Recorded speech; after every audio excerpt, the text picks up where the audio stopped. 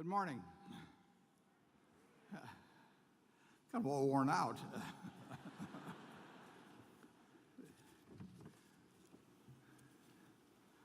We're going to, well, first of all, I really want to thank Brad Underwood. He puts the movie together every year, does a terrific job.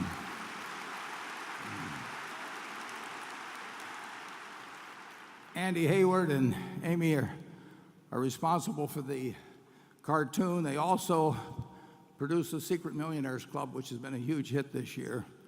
And I really want to thank them for their part in this, too.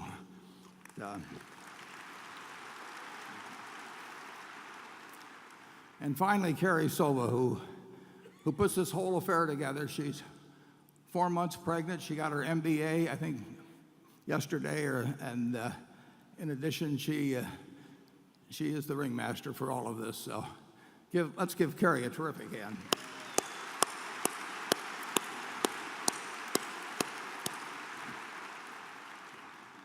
We'll go through a few figures, a few slides. I'll introduce the directors and make one or two more announcements, and then we'll get on to the questions. Now, if we could put up the first slide, which is the earnings that were released yesterday. And as you can see, it was a good quarter. It wasn't quite as good a quarter as it looks, which I'll explain in a second, but really all of our businesses did very well. You should focus on operating earnings. Charlie's getting a head start here on the peanut brittle and fudge, so I'll catch up later.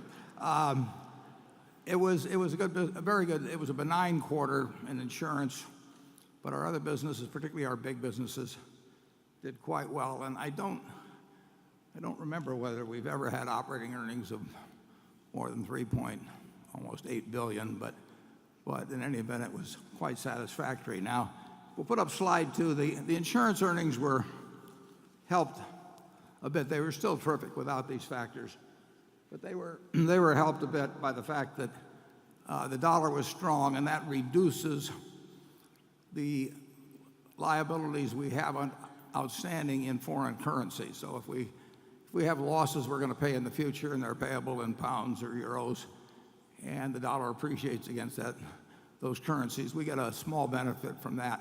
We also have it hurts us in other ways. We have so many different kinds of businesses, and then we own other earnings through Coca-Cola that operate around the world, that I really never know whether when the dollar goes up or down, whether it helps us or not. So I've never been able to figure it out. So we just sort of take it as it comes. But we do want to explain that to you, the insurance earnings. And then we had another item, which is kind of interesting. We've had a disagreement with Swiss Re about a life reinsurance contract. And that's, the disagreement's probably lasted for well over a year. And that was settled in the first quarter. And as you can see, we showed a gain of $255 million pre-tax from settling this disagreement. But interestingly, Swiss Re showed a gain of $100 million also from settling the disagreement. So we are working out an arrangement with Swiss Re whether we'll get in an argument every quarter, and both report higher earnings when we settle it. It's magnificent what accounting can do. One real high point of the first quarter was the pickup, which I noted in the annual report about the gain in both the closure rate and the persistency rate at GEICO. These are hugely important factors. And if we'll put up the chart showing the gain of GEICO's auto policies, the strengths I mentioned in 2012 have not only continued in 2013, but the trend has become even stronger. And there's a lot of seasonal to policy gains, but as you can see, month by month, our gains in policies have very significantly improved over 2012. And again, it's because our closure ratio, in other words, the number of people that get a quote from us and then go on to buy a policy, that rate has improved very significantly this year. And with it, we also have had a gain in persistency, the people that renew the policies with us. And that's pure gold. A policy has a mathematical value to us of at least $1,500. So if we add 1 million policies in a year, and I'm hopeful we might do that this year, that's $1.5 billion of value that gets built into our intrinsic value, which does not show up on the income statement or balance sheet at all, but it does increase the value of GEICO versus what we carry it for. And I can't resist a little sales pitch on that, because this closure rate, which, like I say, is at incredible levels, means that when people go to our website or call us and get a quote, they find that they can save a lot of money. I mean, people love our little gecko, but they buy the policies because we save them money. And it just so happens that in the auditorium right near here, the exposition hall, we have a lot of very friendly people that will help you save money too. So I urge you, you can walk out anytime Charlie is talking and go and get a quote, and a very high percentage of you could save money by doing that. And you know, that is in the Berkshire spirit, to save money at every opportunity. So I'm hoping you will check that out, and that we will set a record for policies sold. And finally, our railroad this year is doing very well. You saw the earnings in the first quarter report, if you've had a chance to look at that. And we've got some figures up that show our gain in car loadings in the first 17 weeks has been 3.8%, whereas the other 4 major Class 1 railroads in the United States have had a gain of 0.4%. That's significant money.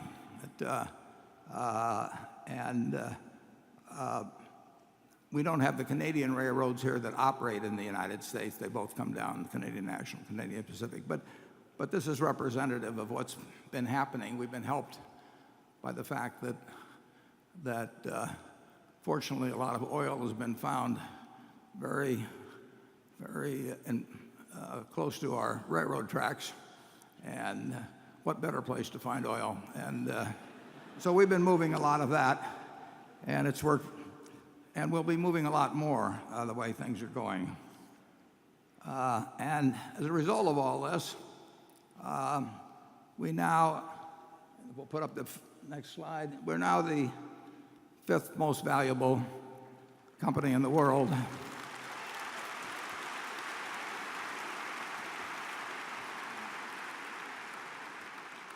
And that will change over time, but I hope it changes for the better. I'd like, the business part of this meeting starts at around 3:30, and at that time we'll have the election of directors. But I would like, nevertheless, for those of you who won't stick around to the bitter end, I would like to introduce our directors, and Charlie and I are directors. And if our directors would stand and remain standing when I call your name, and no matter how strong the urge, withhold your applause until they're all finished standing, and then you can withhold your applause then if you wish to. But I plan to applaud. Okay. Howard Buffett, Steve Burke, Susan Decker. So just stand or remain stand. There we are. Okay. Bill Gates, Sandy Gottesman, Charlotte Guyman, Don Keogh, Tom Murphy, Ron Olson, Walter Scott Jr., and our soon-to-be new member, Merle Whitmer. Okay, no more withholding.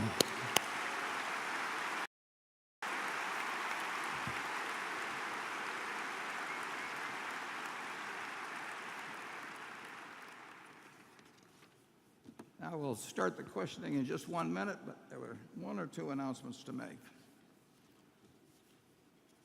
We did not put it in the annual report because we hadn't firmed it up yet. But tomorrow at Borsheim's, our friend Ariel Singh will be available to play table tennis with any of you foolish enough to challenge her. I met Ariel when she was 9, and she became the youngest women's table tennis champion of the United States. And then last summer she went on to the Olympics, and at the Olympics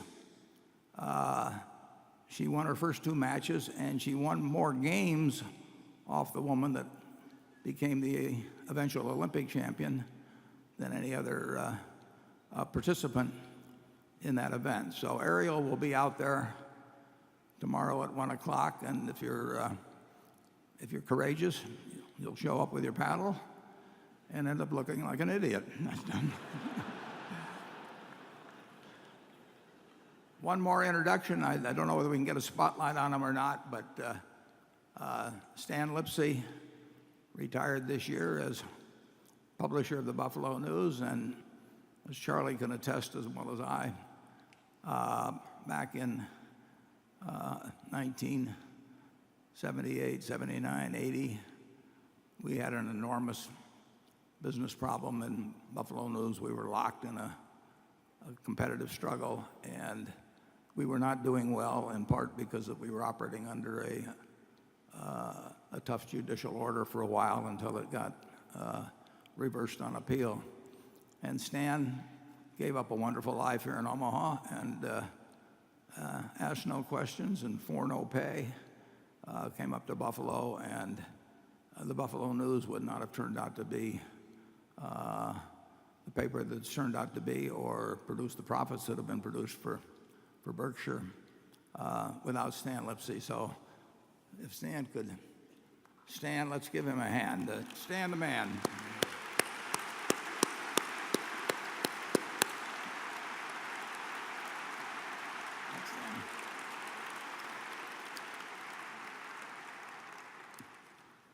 One other announcement, and we'll go to the question. It was announced a couple of days ago that we bought out the final 20% of Ishkar held by the family for about $2 billion. It's a transaction they're happy with, we're happy with. Matter of fact, if you saw Eitan Wertheimer dancing at Dancing with the Stars there, you could have seen how happy he was. So we will now own 100% of Ishkar, but our relationship with the Wertheimer family will continue. It's been a sheer joy. The business has done terrifically. The people have behaved magnificently, and Ishkar will be part of Berkshire forever. So I want to thank Eitan and his family. And Eitan, are you here? Can you stand up? And your family? Right here. Let's have a light here in the front row. Okay.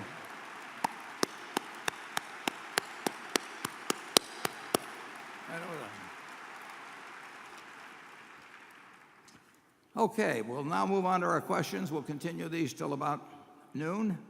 We'll take an hour break for lunch. We'll come back, and then we'll continue till about 3:30, at which time we will convene the business meeting. And we will start off. We have 3 journalists who have been here before on the right, and we have a distinguished panel on the left, including a short seller, perhaps a first at any annual meeting. And we will start off with Carol Loomis. Good morning. Speaking for the 3 of us, I hope here, we have received into the thousands of questions. We don't even know how many. And if we didn't pick your question, it was because we just didn't get to it. I do want to tell you that Warren and Charlie have no idea of what our questions are going to be, no hints at all. And so we look forward to sending them curveballs. I'll start off here.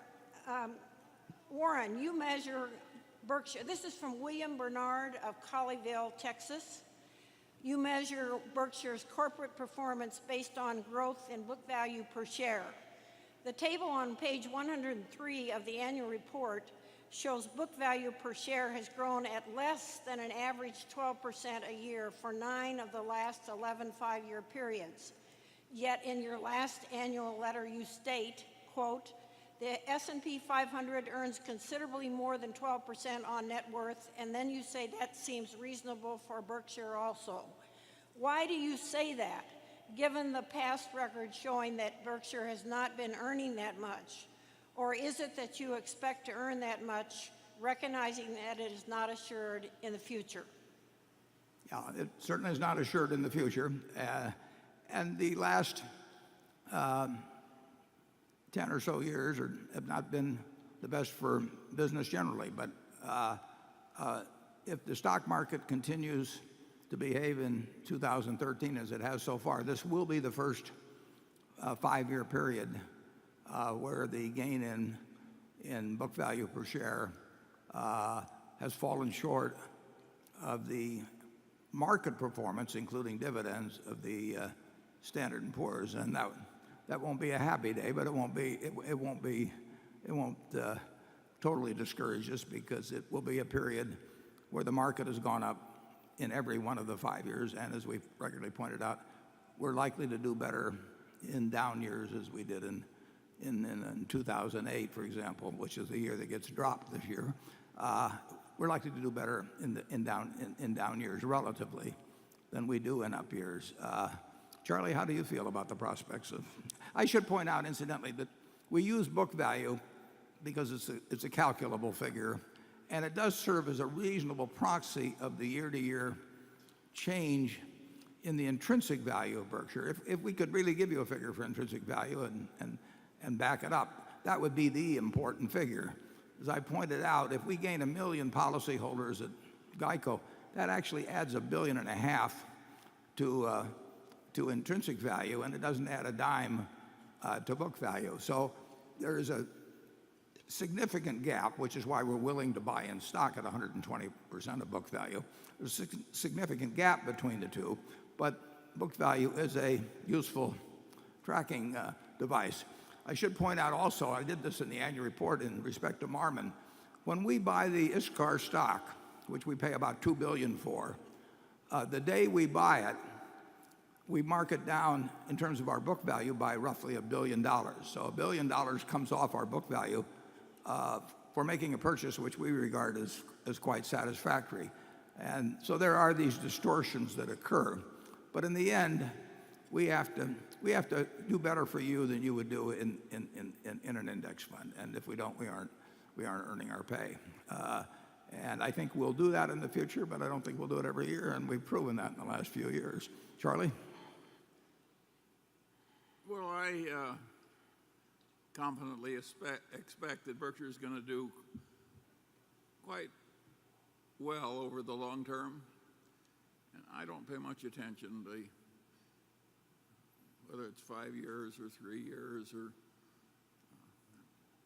I think we have momentums in place that are going to do okay. Of course, we won't do as well in the future in terms of annual gain averaged out, because our past returns were almost unbelievable. So we're slowing down, but I think it'll still be very pleasant. At 89, Charlie is not really concerned about this stuff year to year. I mean, he's taking a longer range view. I'm trying to take care of my old age, which might come on at any time. I haven't noticed it. Okay. Jonathan Brandt is a newcomer to the panel.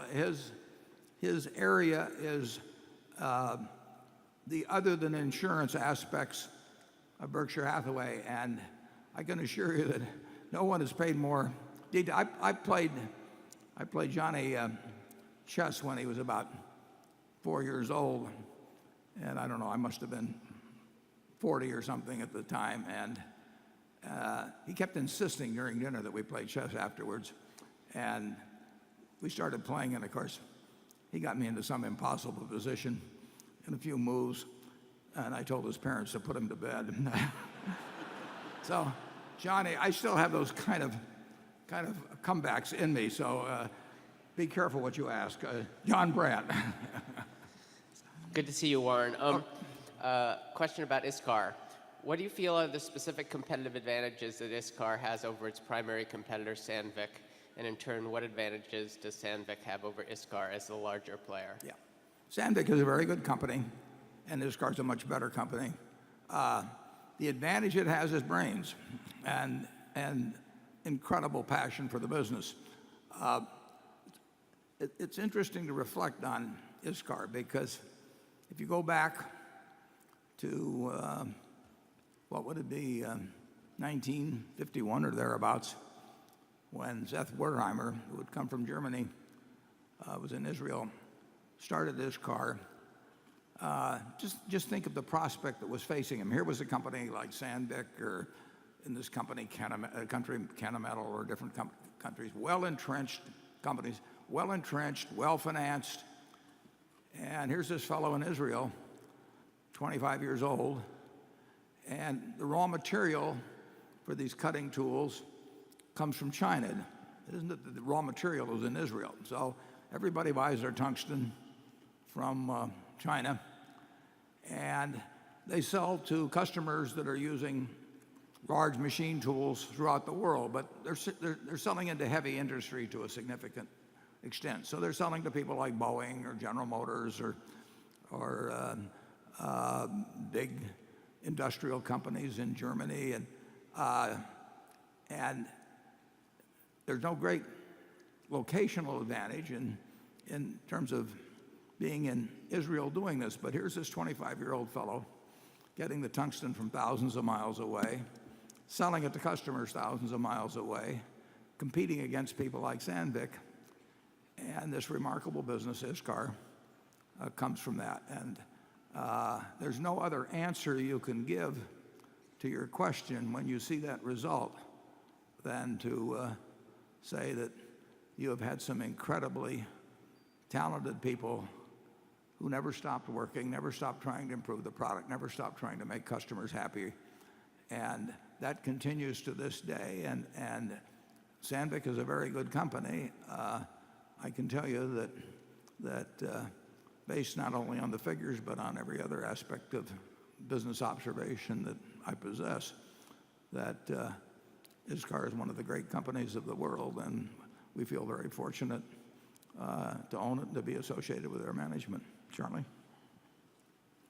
Well, it's a good comparison. Sandvik is a fabulous company, and it's a particular achievement to really do a little better in the competitive market, as ISCAR's done. Quite a bit better. They've gained. Have you really ever seen much better operation than ISCAR in the manufacturing business, Charlie? It's the only place I was ever in where I saw nothing but robots and engineers working computers. You cannot believe how modern ISCAR is. Yeah. And the game's not over yet either. Okay, now we go to a shareholder in station number 1. Hi, Dan Lewis from Chicago. First of all, I wanted to thank you for letting us in the building early today. But let's not do that again next year, though. I don't want to wake up any earlier. Get in line. If we had a company that sold coats, we would have left you out there and been selling them. Always a comeback. When you think about Berkshire in the decade after you're gone, my question is, what worries you the most? I know nothing keeps you up at night, but what are your big worries, and what can go wrong? Yeah. Well, it's a good question. It's one we think about all the time. And that's why the culture is all important. The businesses we own are all important because those trains will keep running and people will keep calling Geico the day after I die. There's no question about that. And the key is preserving the culture and having a successor as CEO that will have more brains, more energy, and more passion for it even than I have. And it's the number one subject that our board considers at every meeting, and we're solidly in agreement as to whom that individuals should be. And I think the culture has just become intensified year after year after year. And I think Charlie would agree with it. I mean, we always knew what we were about when we first got involved with Berkshire, but making sure that everybody that joined us, that owners, that shareholders, directors, managers, everybody that bought into this, what I think very special culture, that took time. And but it is, I think it's really one of a kind now, and I think that it will remain one of a kind. I think that anything that came in, any foreign type behavior would be cast out, because people have self-selected into this group and into the company, and it would be rejected like a foreign tissue if we got the wrong sort of a person in there. We have a board that is especially devoted to Berkshire. We don't hold them by paying them huge amounts, may be noted. And we have people who have brought their companies to Berkshire because they want to be part of it, as did ISCAR. So I think that whoever succeeds me, and there'll be a lot of newspaper stories, and people after 6 months, so there'll be a story that says, you know, it isn't the same thing. It will be the same thing. You can count on that. Charlie, what are your thoughts? Well, my thoughts are very simple. I want to say to the many mongers in the audience, don't be so stupid as to sell these shares.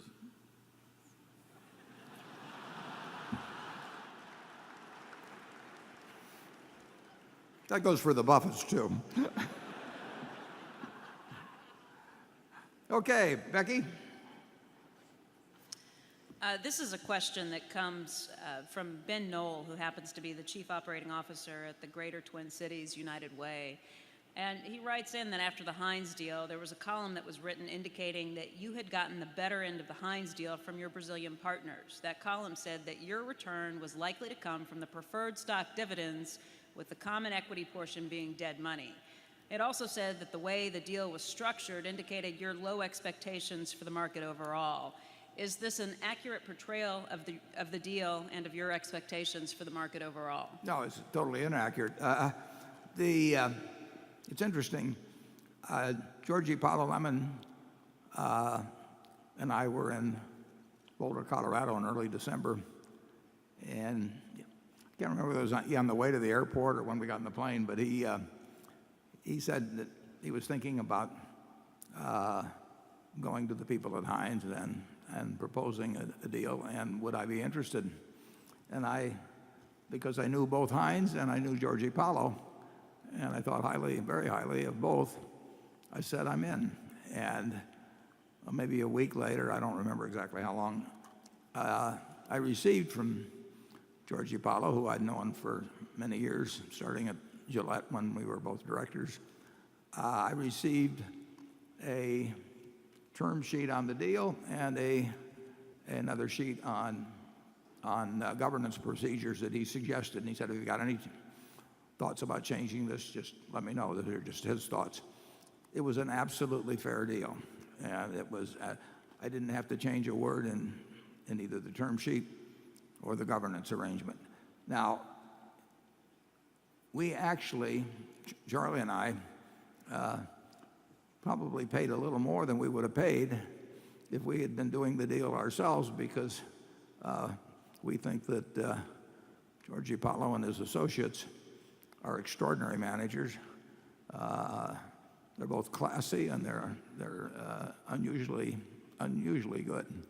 And so we stretched a little because of that fact. We like the business, and the design of the deal is such that if we do quite well over time at Heinz, that their $4.1 billion will achieve higher rates of return than our overall $12 billion. We have a less leveraged position in the capital structure than they have. We created They wanted more leverage, and we provided that leverage on what I regard as fair terms and what they regard as fair terms.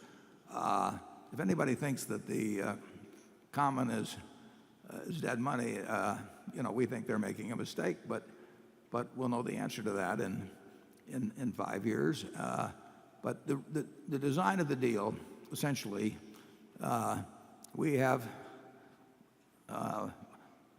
more money than operating ability at the parent company level, and they have lots of operating ability and wanted to maximize their return on $4 billion. So my guess is that 5 years from now or 10 years from now, you will find that they've earned a higher rate of return on their investment, but because we put more dollars in, we will have received that same rate of return on our $4 billion plus of common equity, but we've also will have received a very fair return on the $8 billion that we put in that created more leverage for them.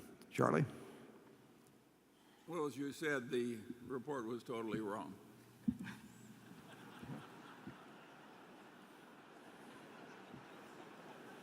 That'll teach them.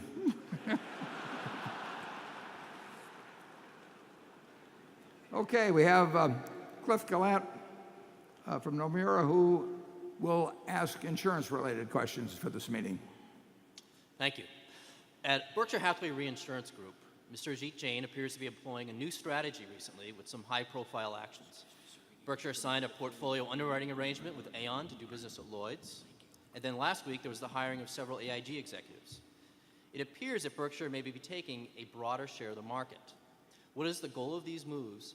And won't these actions eventually produce more average results? Well, the goal is to take a greater share of the market. There have been two important moves made by Ajit's operation in the last month or so.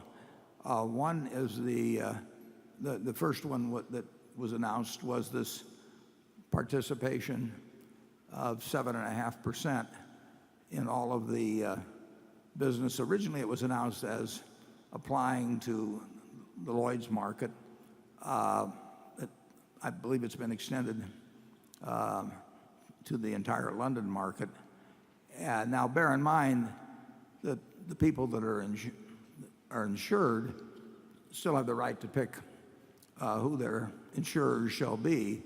So it isn't totally automatic that we receive 7.5% of every slip. But we had an arrangement for a couple of years with Marsh on a marine book and perhaps some other areas, but not across the board. And we think that we think that the profit possibilities are reasonable for that business. We wouldn't have entered into it. It will give us more of a cross-section of business than we've been used to having. But it doesn't mean that we give up our present business at all either. The second item you mentioned is just in the last week or thereabouts. It was announced that four pretty well-known insurance people that had been with AIG had joined us to write primarily commercial insurance, initially domestically perhaps, but around the world. And these are people that reached out to Berkshire. In the case of at least one of them, he'd reached out a number of times in the past. But we were ready to enter this field with these people who are very able people. We've had a number of people reach out since the announcement was made only a week or so ago. So I think you will see Berkshire, in addition to all of the other insurance businesses that it has had over the years, I think you'll see us become a very significant factor worldwide in the commercial insurance business. I mean, it could be business that reaches into the billions. In fact, I would hope that it could be, a fair number of billions over time. And we've got the right people. We've got capital like nobody else has. We have the ability to sign on to coverages that other people have to spread out among others. So I think we're ideally situated to go in this business, and I'm looking forward to it. Charlie? Well, generally speaking, I don't think the reinsurance business is a very good business for most people. And I think it's a very desirable part of Berkshire's business, the way it's run. But it's different from something like the other businesses, which would work pretty well if somebody else owned them. I think our reinsurance business under Ajit is very peculiar, and other people who think it's easy are going to find out that it isn't. Yeah, and I should point out this commercial insurance business also, I mean, it will be primary insurance as well. The Aon arrangement is a reinsurance arrangement, but we will be in the primary business. So it will be large commercial risks, but there's a lot of premium volume there, and there's a lot of chances to make mistakes. But I'd rather have the group we have overseeing that business than any other group I can think of. Okay, station 2. Hi, Mike Zaremski from New York. In regards to Geico, Warren, last year you said the firm had no plans to adopt usage-based driving technology, similar to what competitor Progressive calls Snapshot. Is that still the case? And if so, why wouldn't that technology give Geico better data to potentially give discounts to customers? Yeah, well, that still is the case, and Snapshot has attracted a fair amount of attention, and there are other companies doing that. It's an arrangement essentially to tie, or well, the term snapshot perhaps says it. I mean, to get a picture of how people really do drive. Insurance underwriting, is an attempt to figure out the likely propensity based on a number of variables of a person having an accident. Now, in life insurance, it's very obvious that somebody 100 is, if you don't know anything else about them, is more likely to die in the next year than somebody that's 20. When you get into auto insurance, figuring out who's likely to have an accident involves assessing a number of variables, and different companies go at it different ways. Clearly, on statistics, if you're a 16-year-old male, you're more likely to have an accident than I am. Now, that isn't because I'm a better driver. It's because the 16-year-old is probably driving about 10 times as much, and he's trying to impress the girl sitting next to him. And that doesn't work with me anymore, so I've given it up. But we ask a number of questions, and our attempt, as much as possible, is to figure out the propensity of any given applicant, or the possibility that they will have accidents. And there are a number of variables that are quite useful in predicting. And Progressive is focusing on this snapshot arrangement, and we'll see how they do. I would say that our ability to sell insurance at a price that's considerably lower than most of our competitors, evidenced by the fact that when people call us, they shift to us, and at the same time earn a significant underwriting profit, indicates that our selection process is working quite well. I mean, if your selection process is wrong, if you treat a 16-year-old male and give him the same rate that you give a 40-year-old that's driving their car 3,000 or 4,000 miles a year, you're going to get terrible underwriting results. So our systems, our underwriting criteria, have been developed, over many decades. We have a huge number of policyholders, so that it becomes very credible, these different underwriting cells. And everybody in the business is trying to figure out ways to predict with greater accuracy the possibilities that a given individual will have an accident. And Progressive is focusing on this snapshot approach, and we watch it with interest, but we're quite happy with the present situation. Okay, Andrew Ross Sorkin. Oh, Charlie, I got to give you a chance to comment. I have nothing to add. Yeah. Okay, Andrew? Okay, Warren, we got a couple questions related to this. Warren, now that you're on Twitter and the SEC is allowing companies to make material announcements over social media, what are the implications for Business Wire, a unit of Berkshire? Do you agree with the SEC's new position on the distribution of material information? And would you consider selling Business Wire given the new rules? If not, how do you think Business Wire will have to transform itself? And by the way, what are you doing on Twitter? I haven't figured that last one out yet. No, I think it is a mistake.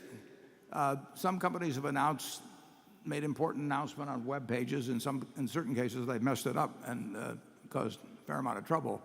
But the key to disclosure is accuracy and simultaneity.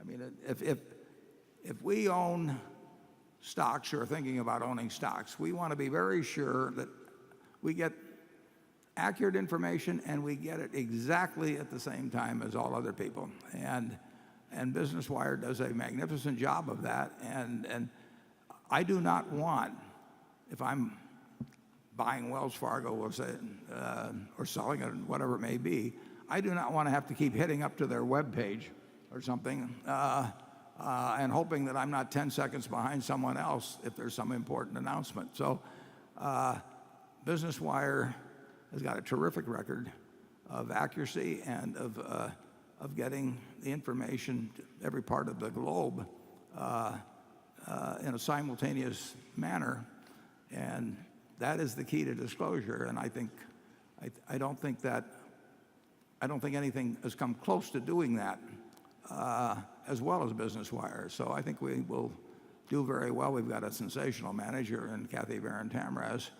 I couldn't be happier with the business. So we will not be selling it. And if I could clone Kathy, I would do it. I will not. Berkshire, when it puts out its information, and we like to put it out actually after the market closes because we think there's so much to digest that it's a terrible mistake to have people try and figure it all out in reading a 1 or 2 page announcement. But anything important from Berkshire or any of our companies is going to come out on Business Wire so that people get accurate information at exactly the same time. Charlie? Well, it's very hard for me to know anything about Twitter when I'm avoiding it like the plague. He sent me out to venture in it, and he's going to see if anything bad happens to me. Okay, we now have a short seller and a first, I believe, at any meeting, Doug Cass. Thank you, Warren and Charlie. Thanks for this unusual invitation. I'm honored, and I look forward to playing the role of Daniel in the lion's den in front of 45,000 of your closest friends and greatest admirers. You can bring your own crowd next year. I wouldn't know you have me asking the last question in the group, though. My first question is a follow-up to Carol Loomis's first question. Warren, it said that size matters. It does.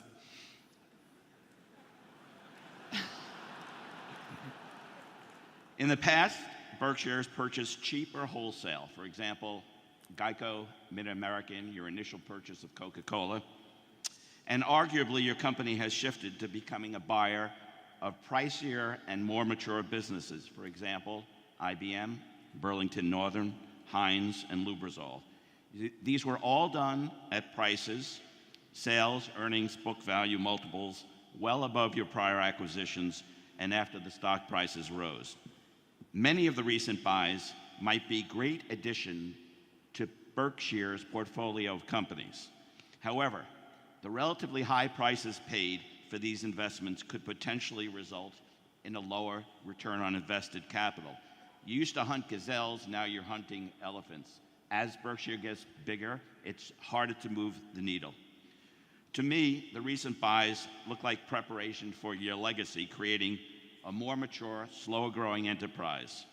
Is Berkshire morphing into a stock that has become to resemble an index fund and that perhaps is more appropriate for widows and orphans rather than past investors who sought out differentiated and superior compounded growth?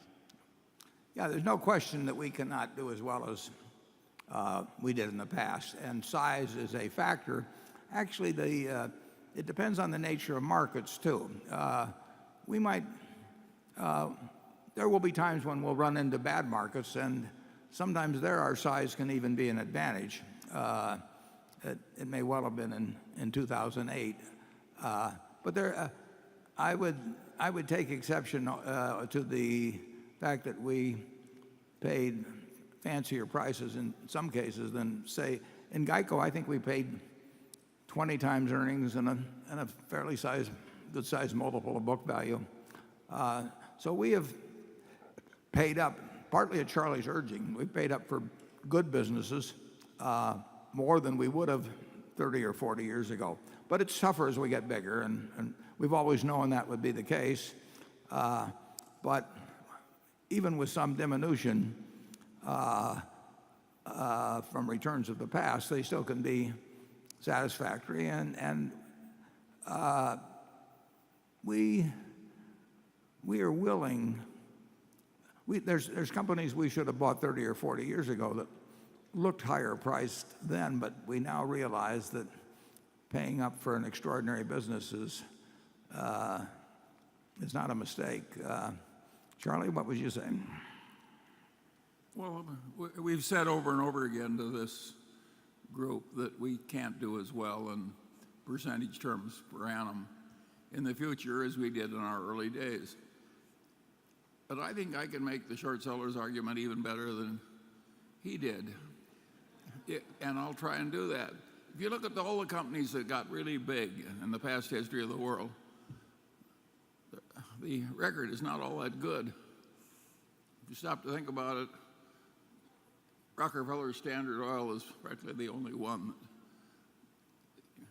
that, after it got monstrous, continued to do monstrously well.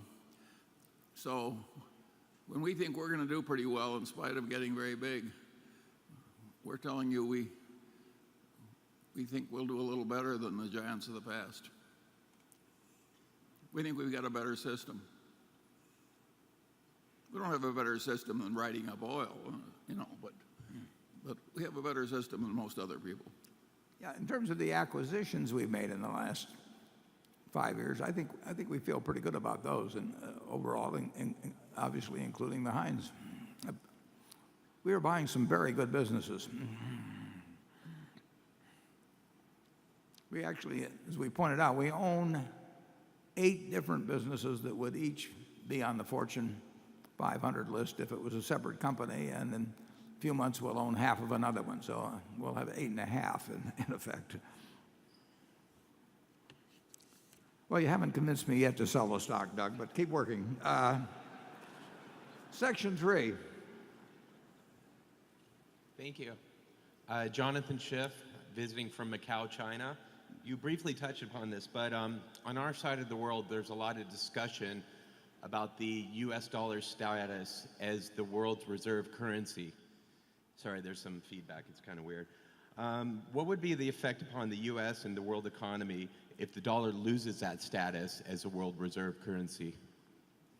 Well, I don't know the answer to that, but I fortunately don't think it's going to be relevant. I think the dollar will be the world's reserve currency for some decades to come. I think China and the United States will be the 2 super economic powers, but I don't see any. I think it's extremely unlikely that any currency supplants the U.S. dollar as the world reserve currency for many decades, if ever. Charlie? Well, there are advantages to a country that has the reserve currency, and if you lose that, you lose some advantage. England had a better hand when it had the reserve currency of the world than it had later when the United States had the eventually happened to the United States, it would not be, I think, all that significant. It's in the nature of things that sooner or later, every great leader is no longer the leader. Over the long run, as Keynes said, we're all dead, and over the long run. This is the cheery part of the section. Well, if you stop to think about it, every great leading civilization of the past passed the baton. See, What do you think the probabilities are that the U.S. dollar will not be the reserve currency 20 years from now? oh, I think it'll still be the reserve currency of the world 20 years from now. But that doesn't mean that it's forever. Okay, Carol. This question comes from John Constable of the Philadelphia area.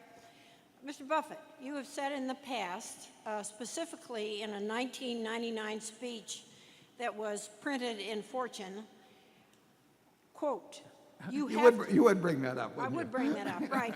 I'm so glad he sent this question. You have said, you have to be wildly optimistic to believe that corporate profits as a percent of GDP can, for any sustained period, hold much above 6%. Corporate profits are now greater than 10% of GDP. How should we think about that? What we should think is pretty unusual, and particularly considering the economic backdrop.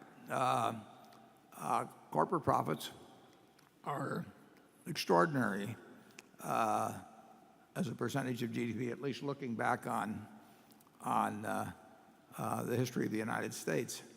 And what's interesting about it, of course, is that American business, to a great extent, is complaining enormously, or frequently anyway, about the level of the corporate income tax. Now, the corporate income tax is about half what it was 40 years ago as a percentage of GDP. Yet, as you point out, corporate profits are at an all-time record as a percentage of GDP. So I would have you take with a grain of salt the complaint that American business is non-competitive because of our corporate income tax rate, which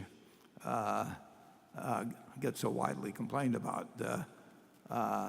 American business has done extraordinarily well at a time when inequality actually has widened considerably, both measured by net worth and measured by income, if you take the top versus the people down below. And well, we heard from one of the people here.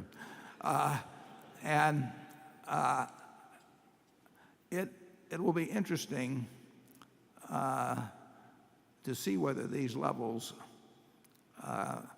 can be maintained. Corporate business has come back very, very strong in terms of profits from the precipice that we were on in the fall of 2008, the panic. Employment has not come back the same way, and that's going to be, I would say, a subject of a lot of public discourse, and you're reading more about that currently. If I had to bet on whether corporate profits would be 10% of GDP, and of course we're talking about profits that are earned outside the United States. I believe in that, in the figures you quote. I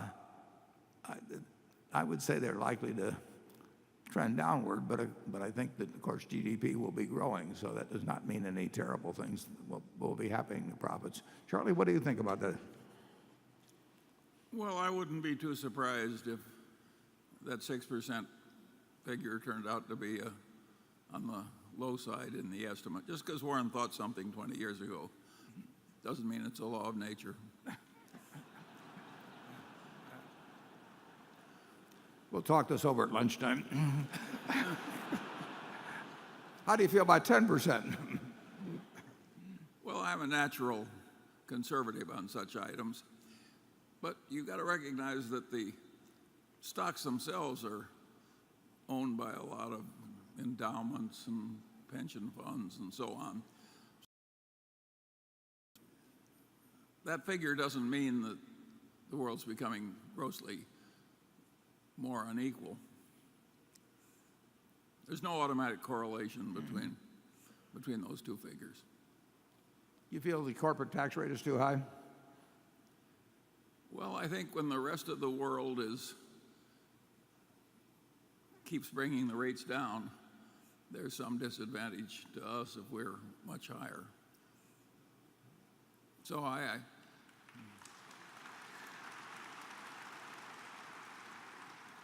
rather like Warren's idea that people like us should pay more, but the corporate tax rate I'm glad to have lower. Okay, he's the Republican, I'm the Democrat. Jonathan. Thanks, Warren. You probably have a couple of dozen direct reports from the multitude of non-insurance businesses that Berkshire owns, and this arrangement seems to work wonderfully for you. But I wonder if this could potentially pose a challenge to your successors. Adding smaller units like Oriental Trading and the newspaper group, even if they are economically sound transactions individually, could arguably add to the unwieldiness of the organization. How do you weigh the benefits of adding earnings with the risk of leaving a less focused and harder to manage company for even highly capable successors? Yeah, I think my successor will probably organize things a little differently on that, Jonathan, but not dramatically so. And we'll certainly never leave the principle of our CEOs running their businesses in virtually all important ways, except for capital allocation. But I actually have delegated a few units to an assistant of mine, and my guess is that my successor will modestly organize things in a somewhat different way. I've grown up with these companies and with the people and everything, and so it's a lot easier for me to communicate with dozens and managers, sometimes very infrequently, because they don't need it. It just sometimes it's their own preference to some degree. And somebody coming in fresh would want, obviously, to understand very well, and that person will understand, in fact, understands now very well the major units. But you're right, when you get down to units that we have, some businesses that make, only $5 or $10 million a year or something like that. And my guess is that it gets rearranged a little bit, but that won't really make any difference. I mean, the real money is made by the big businesses. It will continue to be made by the big businesses and the insurance business, and a little change in reporting arrangements, maybe one more person at headquarters if they go crazy, will really take care of things. Charlie? Well, I think, of course, it would be unwieldy to have so many businesses, a lot of them small, if we were trying to run them through an imperial headquarters that dominated all the details. But our system is totally different. If your system is decentralization almost to the point of abdication, what difference does it make how many subsidiaries you have? Yeah, it's working pretty well now, Yeah, and it'll work pretty well afterwards, too. But my successor is not going to do things identically. It'd be a mistake.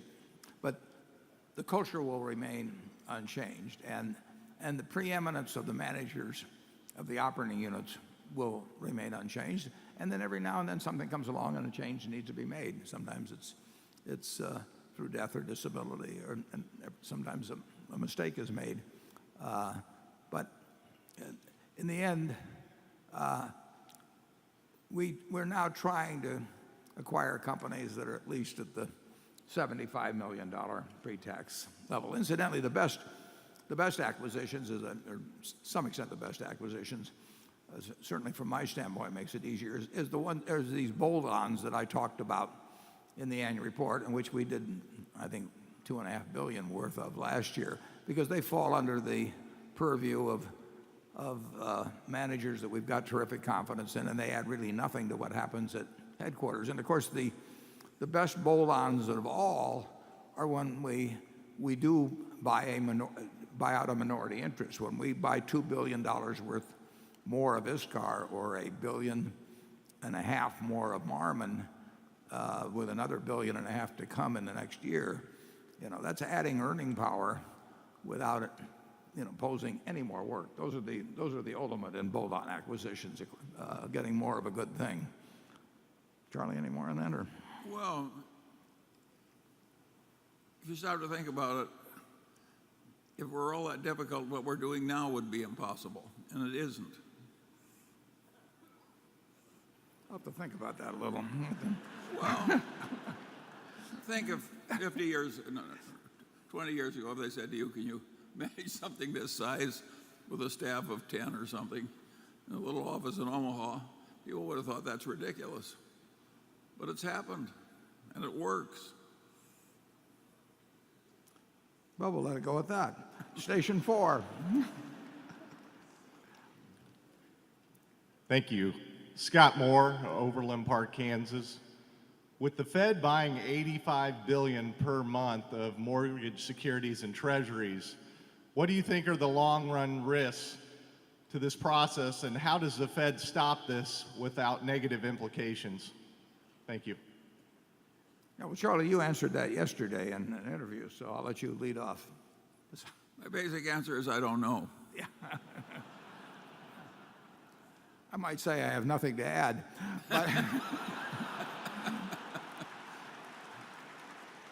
but Scott, you came from Overland, so we'll do our best. I think the questioner is right to suspect that it's going to be difficult. It's going to be, yeah, it is really uncharted territory, and as many people have found out, whether it was the Hunt brothers buying silver or whatever it might be, it's a lot easier to buy things sometimes than it is to sell them. And the Fed's balance sheet is up around $3.4 trillion now, and that's a lot. Those are a lot of securities, and the bank reserve positions are incredible. I mean, Wells Fargo is sitting with $175 billion at the Fed, earning 0.25%, and really earning nothing after attendant expenses. So there's all this liquidity that's been created. It hasn't really hit the market because the banks have let it sit there. In classical economics, that's how you juice the economy, and you pushed it out by having the Fed buy securities and create reserves for the banks and all of those things. But believe me, the banks want loans. I mean, they are not happy. Wells is not happy having $175 billion at the Fed, and they're looking every place they can to get it out, with the proviso that they hope to get it back from whoever they get it out to, which can slow down a bank at times. But we really are in uncharted territory. I've got a lot of faith in Bernanke. I mean, if he's running a risk, he knows and understands. I don't know whether he's affected by the fact that his term expires pretty soon, so he just hands the baton off to the next guy and said, here's this wonderful balance sheet, and all you have to do is bring it down a few trillion dollars, and I gave a few lectures at George Washington University last year, if you cared to read them, and maybe it'll help you. This is something we haven't seen, and it certainly has the potential for being very inflationary. It hasn't been so far. In fact, my guess is that the Fed wishes it had been a little more inflationary. If you're running up a lot of debt, it gets measured in relation to nominal GDP, and the best way to run up, easiest way to run up, not the best way, the easiest way to run up nominal GDP is to inflate. And my guess is that they never would admit it, but that at least some Fed members are probably disappointed that they haven't seen more inflation. It won't be when they start selling. It'll be when the market gets any kind of a signal that buying ends, maybe that selling will take place. It's likely to be the shot heard around the world. Now, that doesn't mean the world will come to an end, but it will certainly mean that everybody that owns securities and who's felt that they've been driven into them by extremely low rates, or that assets have to go up in price because interest rates are so low, will start reevaluating their hand, and people reevaluate very fast in markets. So, while I've been talking, Charlie, have you got any new insights?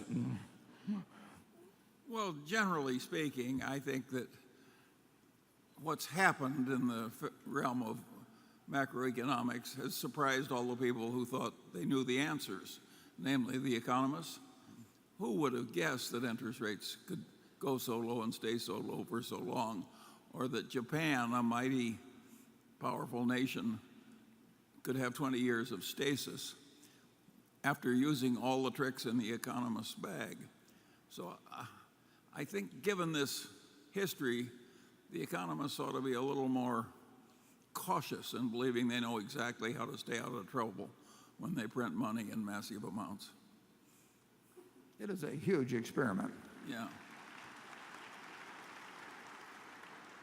What do you think the probabilities are that within 10 years you see inflation at a rate of 5% or higher a year? Well, I worry about even more than inflation. If we could get through the next century with the same results we had in the last century, which involved a lot of inflation over that long period, I think we'd all be quite satisfied. I suspect it's going to be harder, not easier, in this next century, and it wouldn't surprise me. I'm not going to be here to see it, but I would predict that we may have more trouble than we now think. Charlie says he won't be here to see it, but I reject such defeatism. Becky? This is actually a follow-up to the shareholder from Overland Park, the question that was just asked. This comes from Anthony Stares, who is in Lincoln, Nebraska, and he says, how has the Fed's zero-interest policy affected Berkshire Hathaway's various business segments? For example, has it helped or hurt their operations and profitability? Well, it's helped. Interest rates are to asset prices, sort of like gravity is to the apple.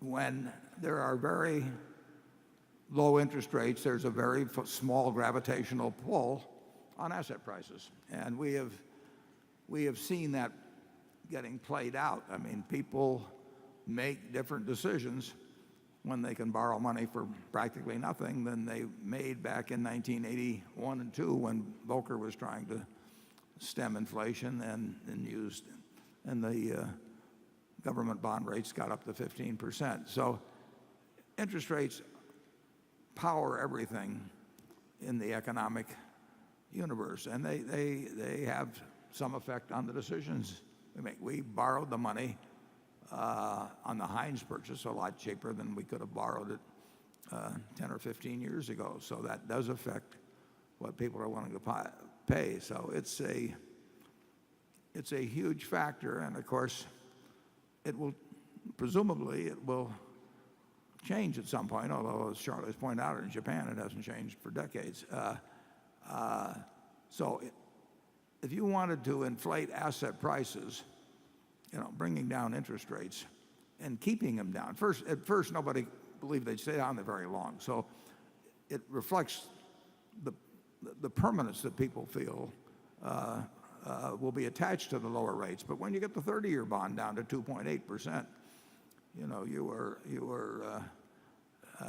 you're able to have transactions take place. It makes houses more attractive. I mean, it's been a very smart policy, but the unwind of it, has got to be more difficult by far than buying. I mean, it's very easy if you're the Fed to buy $85 billion a month,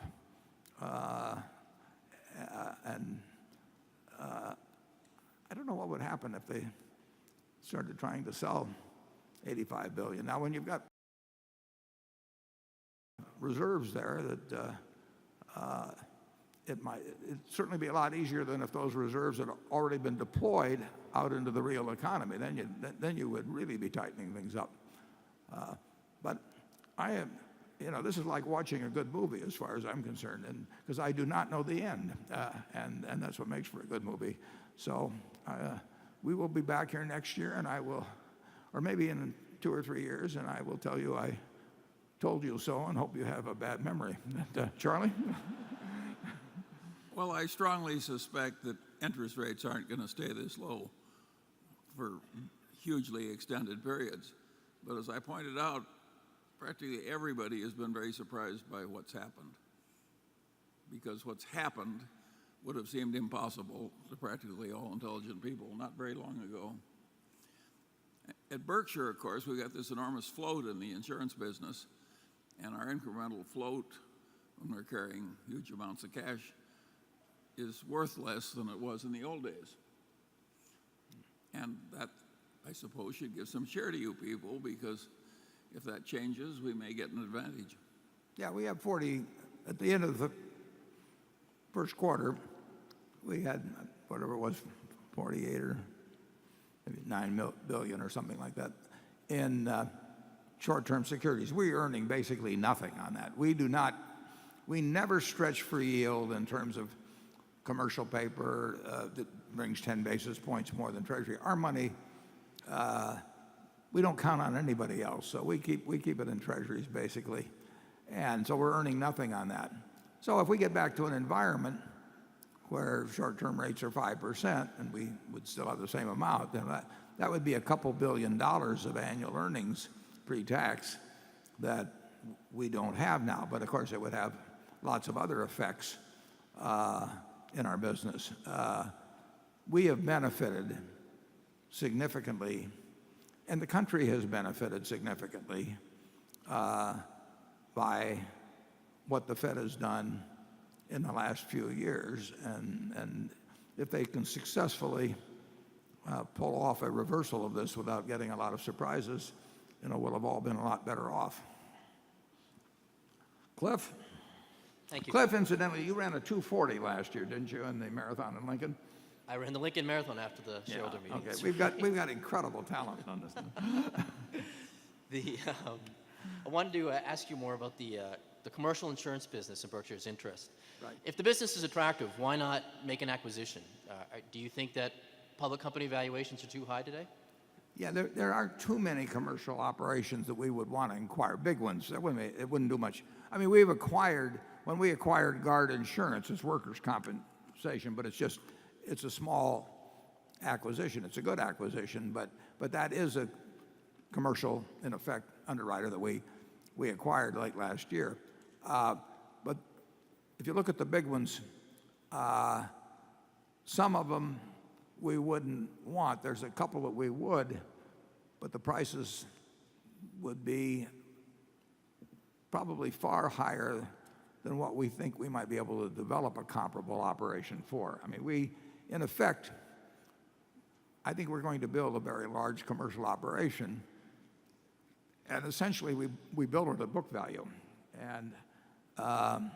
and we pick up no bad habits of other companies. At least we hope we don't. And so it's really better to build than buy if you can find the right people with the right mindset and everything in the business. And we've got a terrific manager, obviously, in Ajit, and these other people have sought him out. So I think if there were certain commercial operations, if we could have bought them at the right price, we'd have done it. But we've not been able to do that, so we will build our own, and I predict that we will have a good and significant commercial insurance operation in a relatively short time. Okay, station 5. Good morning. My name is Benjamin. I'm from Appleton, Wisconsin, and I had a question for you regarding unregulated digital currencies such as Bitcoin. I was wondering what you think the significance of something like that showing up in the last few years is, and what you think that might mean for the future. Thank you. Charlie, I hope you know something about this subject because I don't know a thing. I know what he's talking about. I know what he's talking about, but I just don't know. I have no confidence whatsoever in Bitcoin being any kind of a big universal currency. That would certainly be my gut reaction, but I haven't really looked into it. But I'll put it this way: of our 49 billion, we haven't moved any to Bitcoin.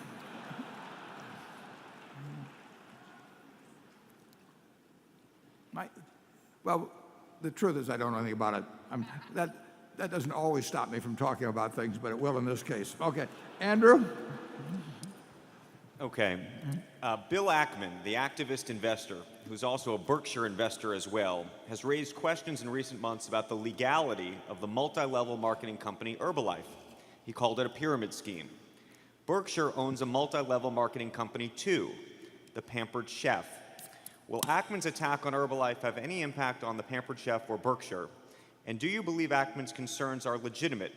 How do you think about the debate over multi-level marketing companies and decipher which ones are legitimate and which ones are not? Yeah, I don't know anything. I've never actually even looked at a 10K of Herbalife, so I do not know about their operation. But I think the key, obviously, is whether a direct marketing operation is really based on selling product to would-be distributors of one sort and loading them up and instead of, in effect, selling it to end users. And a Pampered Chef is a million miles away from anything where the money is made in any way by selling to level A and then those people selling to level B and all that sort of thing. It is true that certain people, lots of people, get paid on the results, the selling results of other people that they recruit. But this business of loading up people with a couple $100 or the package of something that they never sell, and that being sort of the main business. And I don't know anything about Herbalife on this. I do know about Pampered Chef, and that is not Pampered Chef's business. Pampered Chef's business is based on selling to the end user, and we have thousands and thousands and thousands of parties every week where people are actually going to use the product, buy it from somebody, and we are not making the money by loading up people and then having them leave the sales force and our profit coming from that. Charlie? I think that should be the distinguishing characteristic. If I were regulating the industry, I would look very hard at operations where thousands of people got their hopes as to earning a living by selling the product, invested their savings in buying a whole bunch of product that they didn't need themselves, and then sort of being abandoning the hope and being left with the product, and the parent company just, or the main company just going out and selling millions and millions of people on a dream that was not fulfilled. Charlie? Well, I think there's likely to be more flim-flam and selling magic potions than pots and pans. At our age, we're in the market, though, for any magic potions, if any of you have them.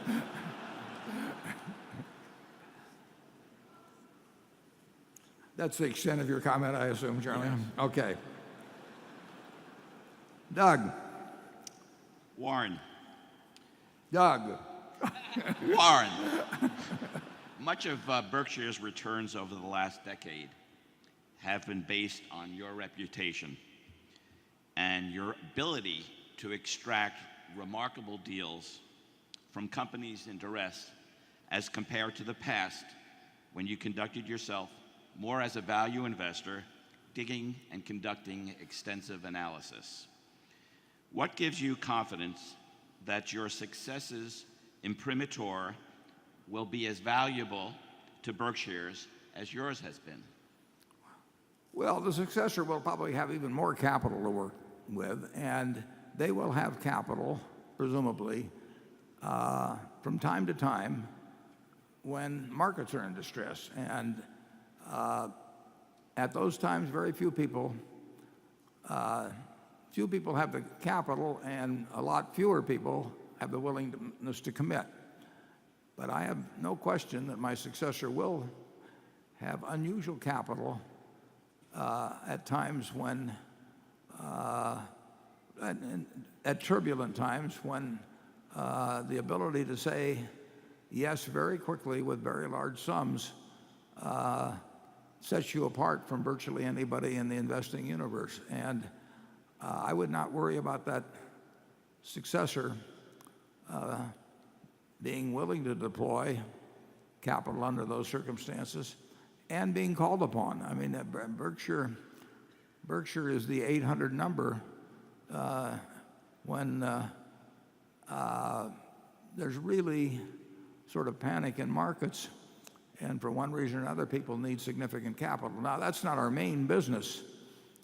You know, it happened a couple times in 2008. It happened once in 2011, but that's not been our main business, but it's fine, and it'll happen again. And I would think if you come to a day when the Dow has fallen 1,000 points a day for a few days, and the tide has gone out, and we are finding out who's been swimming naked, that those naked swimmers may call Berkshire. They will call Berkshire if they need lots of money. I mean, and Berkshire's reputation will become even more solidified in terms of being willing to provide capital for sound deals at times when most people are frozen. And when that happens, when I'm not around, it becomes even more the Berkshire brand and not anything attached to a single individual. Charlie? Well, I would argue that in the early days, Warren had huge success as a value investor in little-known companies because his competition was so small. If he'd stayed in that field, he would have to be in bigger companies, and his competition would be way more intense. He's gotten into a field being a good home for big companies that don't want to be controlled in meticulous detail by headquarters, where there isn't much competition. So I would argue that he's done exactly the right thing, and it's ridiculous to think that the past is the thing he should have stayed in. Well, we will see. I think he's probably referring to something like the Bank of America transaction or Goldman Sachs and GE. And there will come a time in markets where large sums. I've gotten calls on other things too. Yeah, but other people are not getting the calls. Well, they don't have the money and they don't have the willingness to act immediately. And Berkshire will, those qualities will remain with Berkshire after I'm gone. In fact, in a sense, the area we occupy becomes more and more our own as we get even bigger, I would say, Charlie.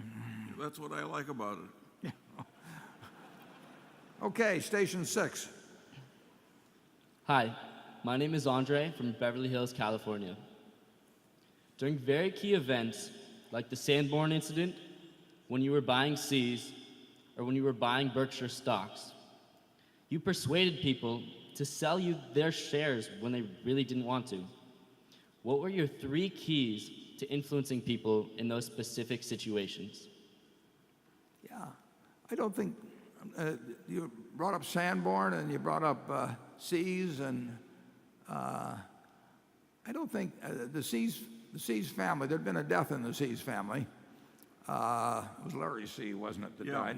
And he'd been the instrumental, I guess, grandson of Mary C. and the operator, and the rest of the family really didn't want to run the business.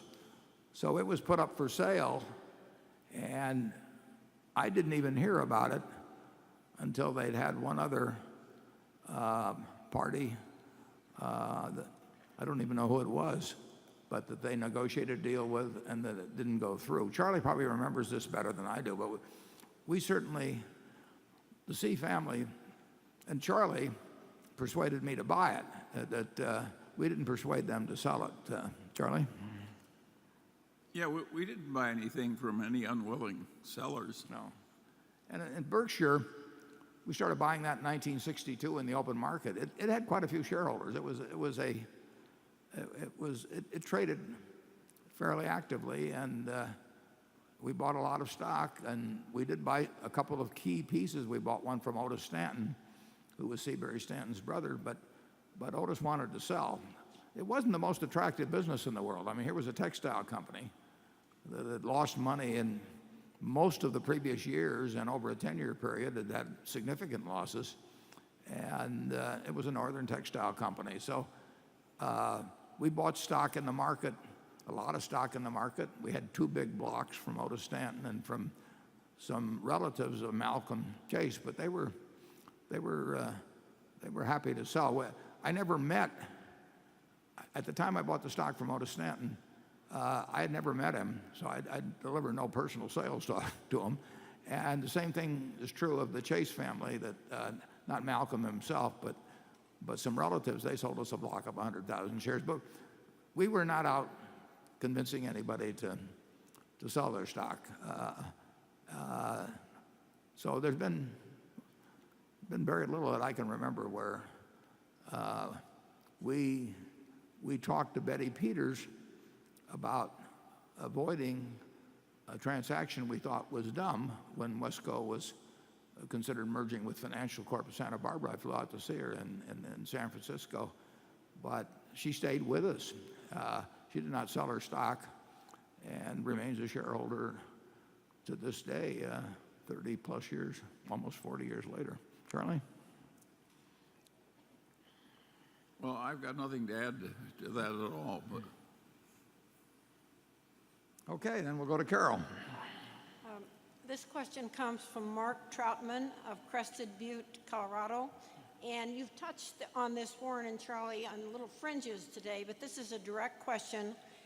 Warren, both you and Charlie have described over the years how you have built Berkshire Hathaway to be sustainable for the long term. I am having difficulty explaining to my 13-year-old daughter, and frankly to many adults also, in easy-to-understand terms, Berkshire's business model and long-term sustainable competitive advantage. Can you give all of us, and particularly my daughter Katie, who is here today, the Peter Lynch 2-minute monologue explaining the business of Berkshire Hathaway and its merits as a long-term investment for future decades? Okay, Charlie, you talk to Katie. I'm going to have some fudge. all right, I'll try that. We've always tried to stay sane, and other people, a lot of them, like to go crazy. That's a competitive advantage. Number two, as we've gotten bigger, we've used this sort of golden rule that we want to treat the subsidiaries the way we would want to be treated if we were in the subsidiaries. And that, again, is a very rare attitude in corporate America, and it causes people to come to us who don't want to come to anybody else. That is a long-term competitive advantage. We've tried to be a good partner to people who come to us and need a partner with more money. That is a competitive advantage. And so we are leaving behind a field that's very competitive and getting into a place where we're more unusual. This was a very good idea. I wish we'd done it on purpose. A few years ago, a person who's in this audience, I believe, came to me, and he was in his 60s, and he said that for about a year he'd been thinking about selling his business, and the reason he'd been thinking about it was not because he wanted to retire, and we very seldom buy business from people who want to retire. He didn't want to retire at all. He loved what he was doing, but he had an experience in buying a business a few years earlier from a family where he had known the fellow who had built it. The fellow had died, and then just everything bad started happening in the family, in the business, in the employees, everything else. So he really wanted to put to bed the question of what happened with his business it wasn't that he really cared a lot about monetizing it or having the money. He just wanted to put his mind at ease that what he'd spent lovingly building up over 30 or 40 years was not going to get destroyed, or that his family would get destroyed if he died.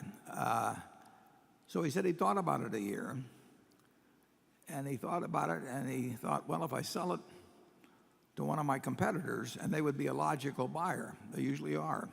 That's why we have antitrust laws.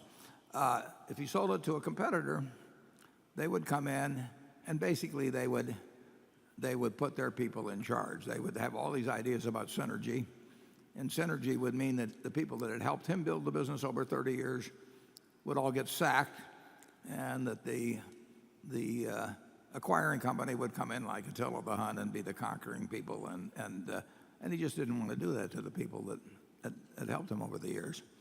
And then he thought he might sell it to some private equity firm, and he figured that if he sold it to them, they'd load it up with debt, which he didn't like, and then they'd resell it later on, and then, so he would again have lost control. They might do the same thing that he didn't want to have happen in the first place in terms of selling it to a competitor or whatever it might be. So when he came to me, he described this, and he said, it really isn't because you're so attractive, but he says, you're the only guy left standing. I mean, you're not a competitor, you're not a private equity firm, and I know I will get a permanent home with Berkshire, and that the people that have stayed with me over the years will continue to get opportunities, and they will continue to work for me, and I'll get to keep doing what I love doing, and I won't have to worry about what will happen if something happens to me tonight. Well, that company's turned out to be a wonderful acquisition for Berkshire, and our competitive advantage is we had no competitors. And I think, well, we will see more of that. We've seen a lot of it over the years. We'll see more of it. Charlie, any?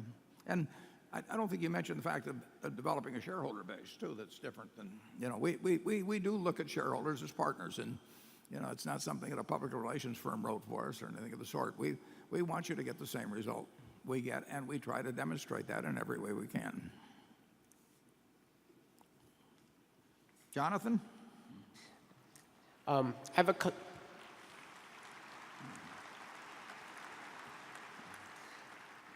couple questions about Burlington Northern's two energy franchises, coal and crude. Mm-hmm. Given that coal-fired generation is in gradual structural decline, can you discuss whether the tracks, locomotives, and other assets used to deliver coal can be redeployed equally profitable serving other customers? Are those assets fungible? Can you also discuss whether crude by rail can continue to grow even as pipelines are built to serve the Bakken and as the currently large geographic spreads in crude prices potentially narrow? You've talked about the flexibility of crude by rail on TV. Can you elaborate on that, please? Yeah, if there was no coal moving, we would not find a lot of use for some of the tracks we have. There's no question about that. I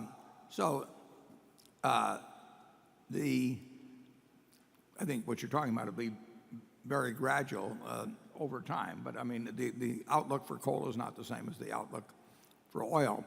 A lot of the coal, in terms of the year-by-year fluctuations, may depend on the price of natural gas, because some of the generating capacity can go in either direction.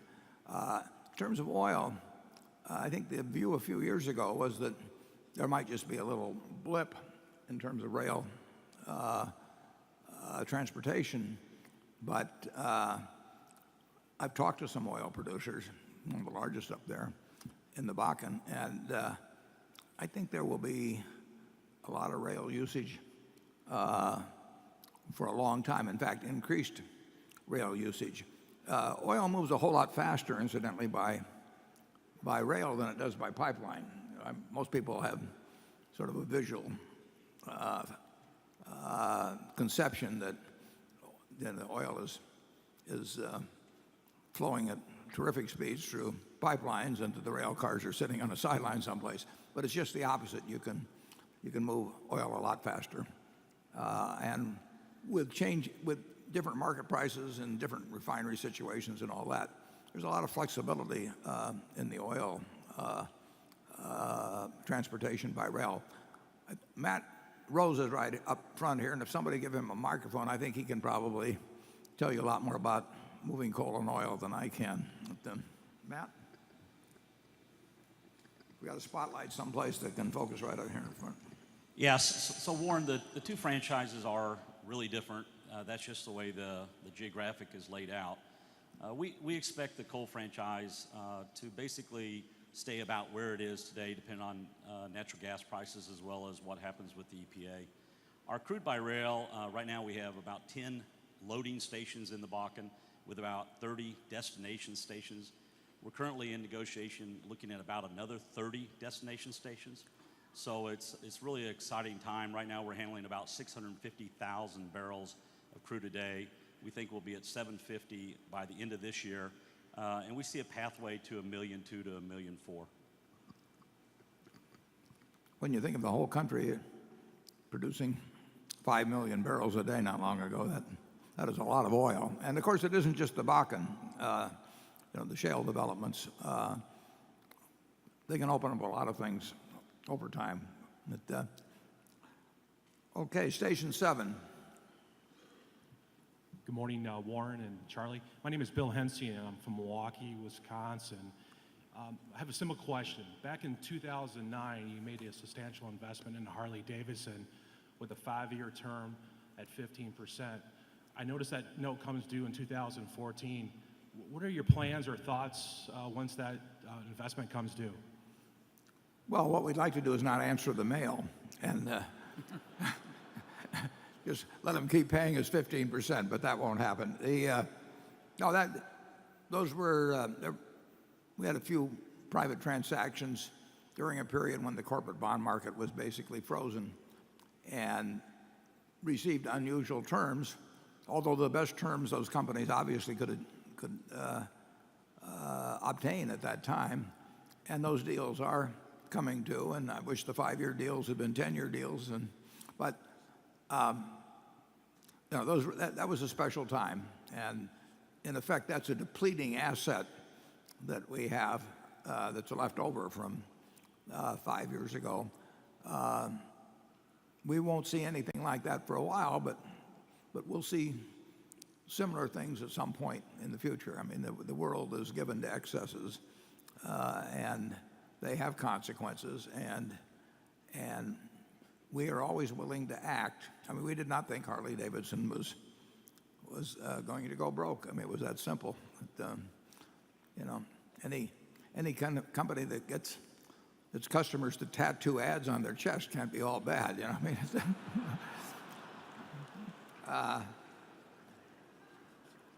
But it will be a sad day when the Harley Davidson notes mature. Okay, Becky?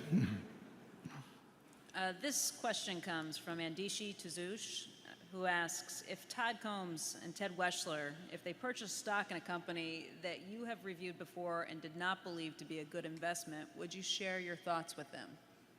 I would probably not know they were even buying it until maybe a month after they'd started. They do not check with me before they buy something. I gave them each another $1 billion on March 31st, and I do not know whether they've spent the billion or which stocks they bought. Now I will see it on portfolio sheets. I get them monthly, but they're in charge of their investments. They got one or two things that they're restricted on in terms of things that, for example, if we own a chunk of American Express, and under the bank holding company law, we would not be allowed to buy another share. So there's a couple of things like that restrictions they have. But otherwise, they have no restrictions on what they buy. They've bought things I wouldn't buy. I buy things they wouldn't buy. That's part of the investment process. I do not tell them how much to diversify. They can put it all in one stock if they want to. They can put it in 50 stocks, although that's not my style. They are managing money. And when I managed money, I wanted to be a free agent. If people wanted to give me the money, they could make the decision where they wanted to give me the money. But once they gave me the money, and I had the responsibility for managing it, I wanted free rein to do what I wanted. And I did not want to be held responsible for things with my hands tied. And that's exactly the position we have with Todd and Ted. Now, it takes a lot of, it's an unusual person that we will give that kind of responsibility to. That's not something that Charlie and I would do lightly at all. But we thought they deserved the trust when we hired them, and we believe that more than ever after watching them in action for a time. Charlie? What can I say in addition to that? Okay. Cliff? Thank you.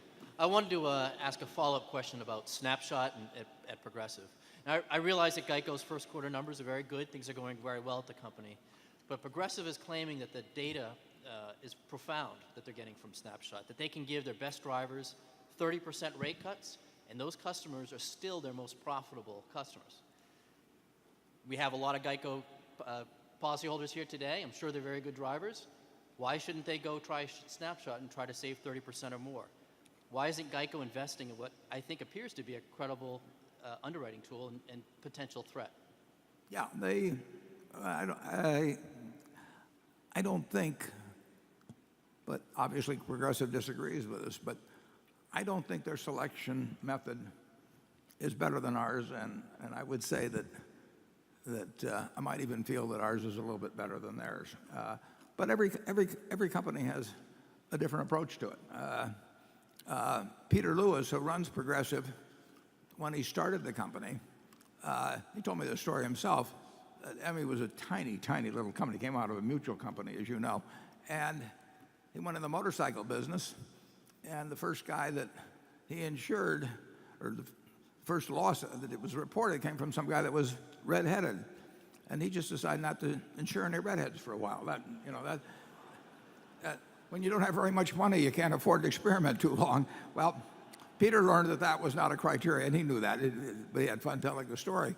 But all we're trying to do, if I'm looking out at all these people here, and I'm going to issue them insurance policies for the next year, I'm going to charge different rates to different people. And if I'm going to sell them life insurance, I'm going to charge different rates to them. If I'm going to sell them health insurance, I'm going to charge different rates. There's a different probability attached to each individual based on a whole lot of variables. And Progressive, before Snapshot, they had a different selection approach than Geico. And like I say, ours has worked very well, and we think it will continue to work well. And we are obtaining, under our selection system, we are obtaining a hugely disproportionate number of new policyholders compared to the growth in the market. So our rates are attractive, and our underwriting results are attractive. And we continue always to look for further ways, obviously, to refine the selection technique. But we don't do any of it lightly, because what we're doing now is working very well. And I just invite you to compare the Progressive results with the Geico results in the next 2 or 3 years. And I will, if we're wrong, I will be here to freely admit that we were wrong, but I don't think we will be. Okay, station 8. Oh, Charlie, do you want to add anything on that? Well, no, obviously we're not going to immediately copy the oddball thing that every single competitor does in the world, particularly when we've got an operation that's working so well. If I were starting in the direct auto insurance business, I think I would attempt to copy Geico. It wouldn't work, but it would offer you the best chance. I think it's a remarkable system, and Tony Nicely, you can't give him enough credit. I mean, it is incredible. You know, I hope we will gain 1 million policies this year. The entire industry, I don't think will gain more than 1.5 million. So we will probably get 2/3. In my view, we'll get 2/3 of all the growth, and we'll do it profitably, and we'll save people a lot of money. So I think that's quite a company. Okay, station 8. Hi, My name is Alex, and I'm from Los Angeles. Mr. Buffett, I've heard that one of your ways of focusing your energy is that you write down the 25 things you want to achieve, choose the top 5, and then avoid the bottom 20. I'm really curious how you came up with this and what other methods you have to prioritizing your desires. Well, I'm actually more curious about how you came up with it, because it really isn't the case. It sounds like a very good method of operating, but it's much more disciplined than I actually am. If they stick fudge down in front of me, I eat it. I'm not thinking about 25 other choices. So I don't mean to. Charlie and I live very simple lives.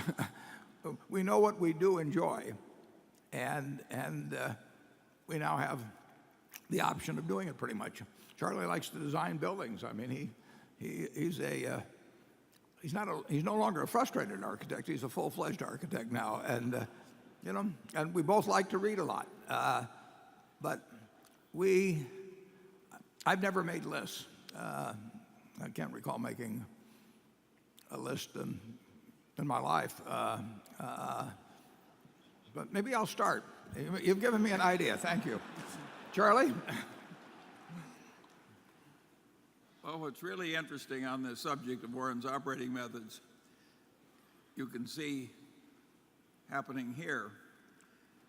We didn't know when we started out this modern psychological evidence to the effect that you shouldn't make a lot of important decisions when you're tired, and that making a lot of difficult decisions is tiring.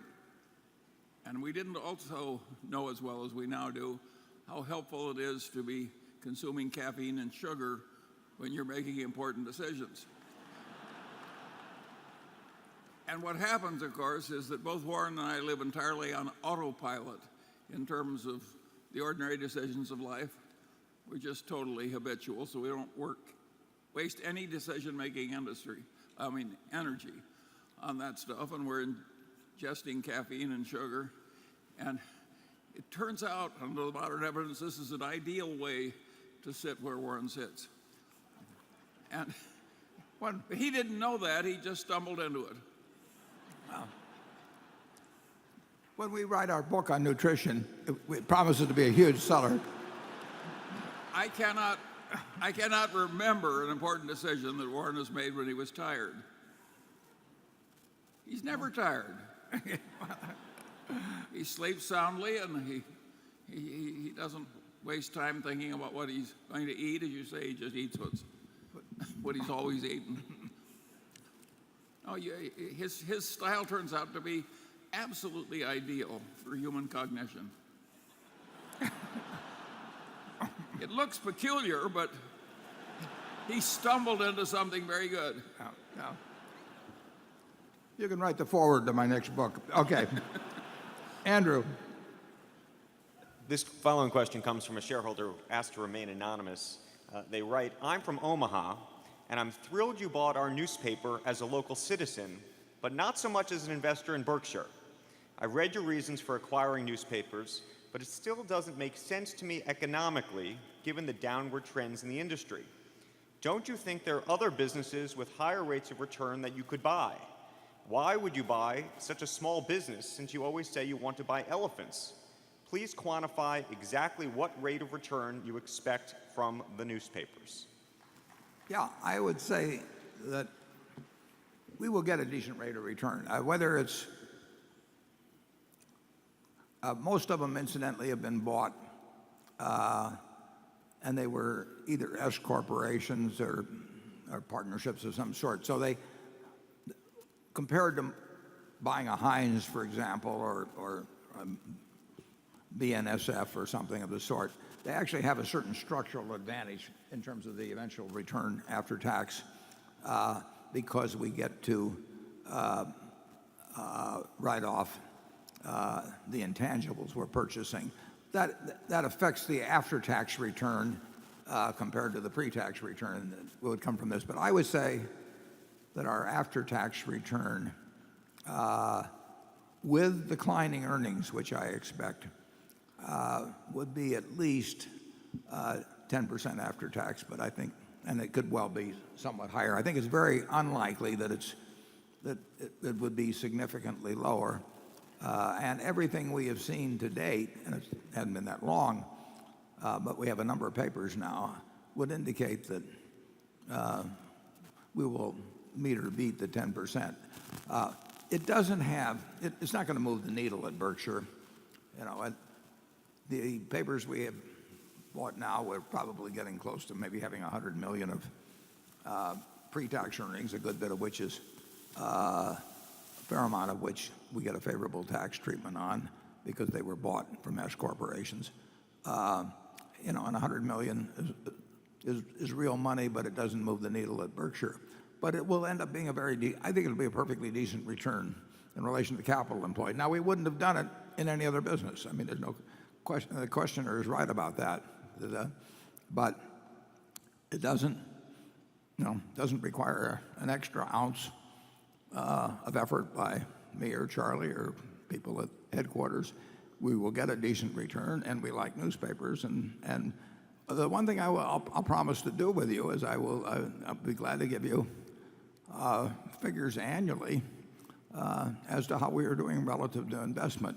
We are buying the papers at very, very low prices compared to current earnings, and we must do that because the earnings will go down. Now, the interesting thing is, of course, is that we see books from investment bankers on all kinds of businesses, and always the projected earnings go up in the book. A lot of times they don't go, in reality, they don't go up.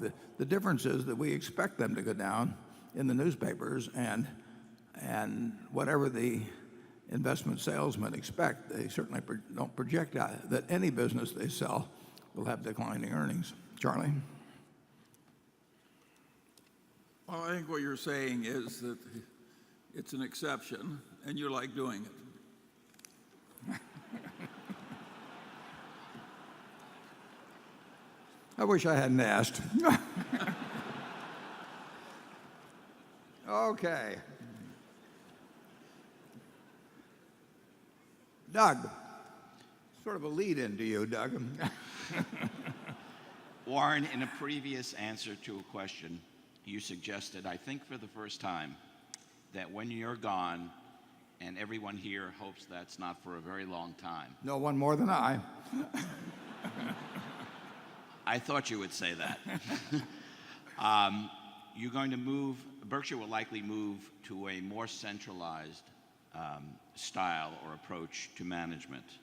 My question is, in the past, you've demonstrated a great deal of respect for Dr. Henry Singleton, the founder and longtime CEO of the diversified conglomerate Teledyne. You have written about Singleton, quote, Henry is a manager that all investors, CEOs, would-be CEOs, and MBA students should study. In the end, he was 100% rational, and there are very few CEOs about whom I can make that statement, close quotes. Prior to his death, he broke up Teledyne into 3 companies. Dr. Singleton told our mutual friend, Lee Cooperman, that he did it for several reasons. There was one reason in particular that Lee mentioned to me that I want to ask you about. According to Singleton, Teledyne was getting very hard to manage for one CEO. What would you say about the Berkshire situation, given your company's greater complexity, size, and the management issues that you faced in the last few years? And what is the advisability of restructuring Berkshire into separately traded companies along business lines? Berkshire, to me, seems about the easiest company to manage imaginable. And if you took an earlier answer, and I understand why you did, to imply greater centralization after my death, there will be a tiny bit more, just in terms of the small companies. But I do not anticipate any change of any real significance. Now, Charlie knew Henry Singleton, and I think it might be interesting for Charlie to give you his views on what Singleton did right and eventually wrong. And I'll answer the last part of your question, though, first. Breaking it up into several companies, I'm convinced would produce a poorer result. Certainly now, and I believe in the future. Charlie? Well, Henry Singleton was a genius who could play chess blindfolded just below the grandmaster level and never got less than an 800 on any complicated math or physics exam. And I knew him, he lived in my community.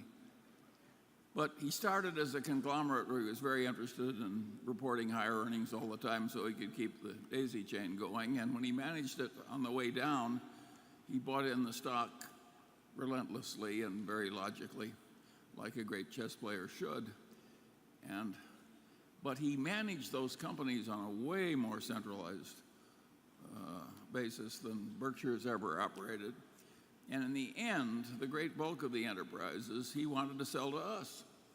And by that time, he was ill, and he really wanted to sell to us. And of course, he wanted Berkshire stock. And we basically said to him, Henry, we love you, and we'd love to buy your businesses, but we don't want to issue Berkshire stock. So I don't think you should get the idea that just because he was a genius, he did it better than we did. You know, he did in some ways because he understood these very high-tech businesses. But he played the public markets way better. I mean, we're not interested in doing that, actually. No, we're not. And he was incredible in that, and he made a fortune for shareholders who stayed with him. But to some extent, he looked at the shareholder group as somebody to be taken advantage of, and he issued stock like crazy. I'll bet he did at least 50 acquisitions where he wanted to use a very fancy price stock. He was playing the game of the 60s, and we actually have never wanted to get in that game. I mean, he promoted the stock, and he had the Litton Industries background on it, and it was a game that worked wonderfully if you didn't care about how it ended up. So we have not played that game. He was, in terms of wanting to get Berkshire stock, he essentially was going into the third stage of first issuing shares at overpriced things, buying it back very underpriced, and then he was going to sell it to us for more than it was worth. Yeah, exactly. In terms of our own stock. But he was an enormously talented man, and that cool rationality was to be admired. I like our system better. We're more avuncular than Teledyne was. Yeah, not the toughest test. Okay, station 9. Hi, my name is Kelly Morrell from New York. And I have a question. You've been both very outspoken on corporate and personal tax rates, as well as the trade deficit. And I'm wondering if you can elaborate on what the top 2 or 3 things you think both business leaders and policymakers should be focused on to preserve U.S. competitiveness. Well, I would say healthcare costs would be a big item. We're a country that spending, we'll say, you get different figures, but call it 17.5% or so of GDP. And most of our rivals in the world are paying anywhere from probably 9.5 to maybe 11.5 or thereabouts. So, there are only 100 cents in the dollar, and if you give up 6 or 7 or 8 points of that dollar, I mean, it's just like having a raw material that costs you more or something of the sort. So that will be a major problem in American competitiveness. It is right now, and it will. All signs point to the fact that it will become more so. And it doesn't relate to the Medicare problem, which is a huge problem, obviously. But the real problem is healthcare costs, whether it's in the private system or whatever payer system you have. We have a big disadvantage in cost versus the rest of the world. People used to talk about how General Motors had $1,500 a car in healthcare costs that Toyota didn't have. Well, if they had $1,500 a car disadvantage in steel costs, I mean, the management would be focused on that. If they had $150, if they had $15 difference in steel costs, but healthcare costs, which are sort of beyond the control of any one company, promise to be a huge competitive disadvantage. Overall, though, incidentally, I mean, the United States, since the crisis of 2008, we've done very well compared to most countries, and our system works. But if you ask me the number one problem for American business, I would say it's that healthcare cost disadvantage. Charlie?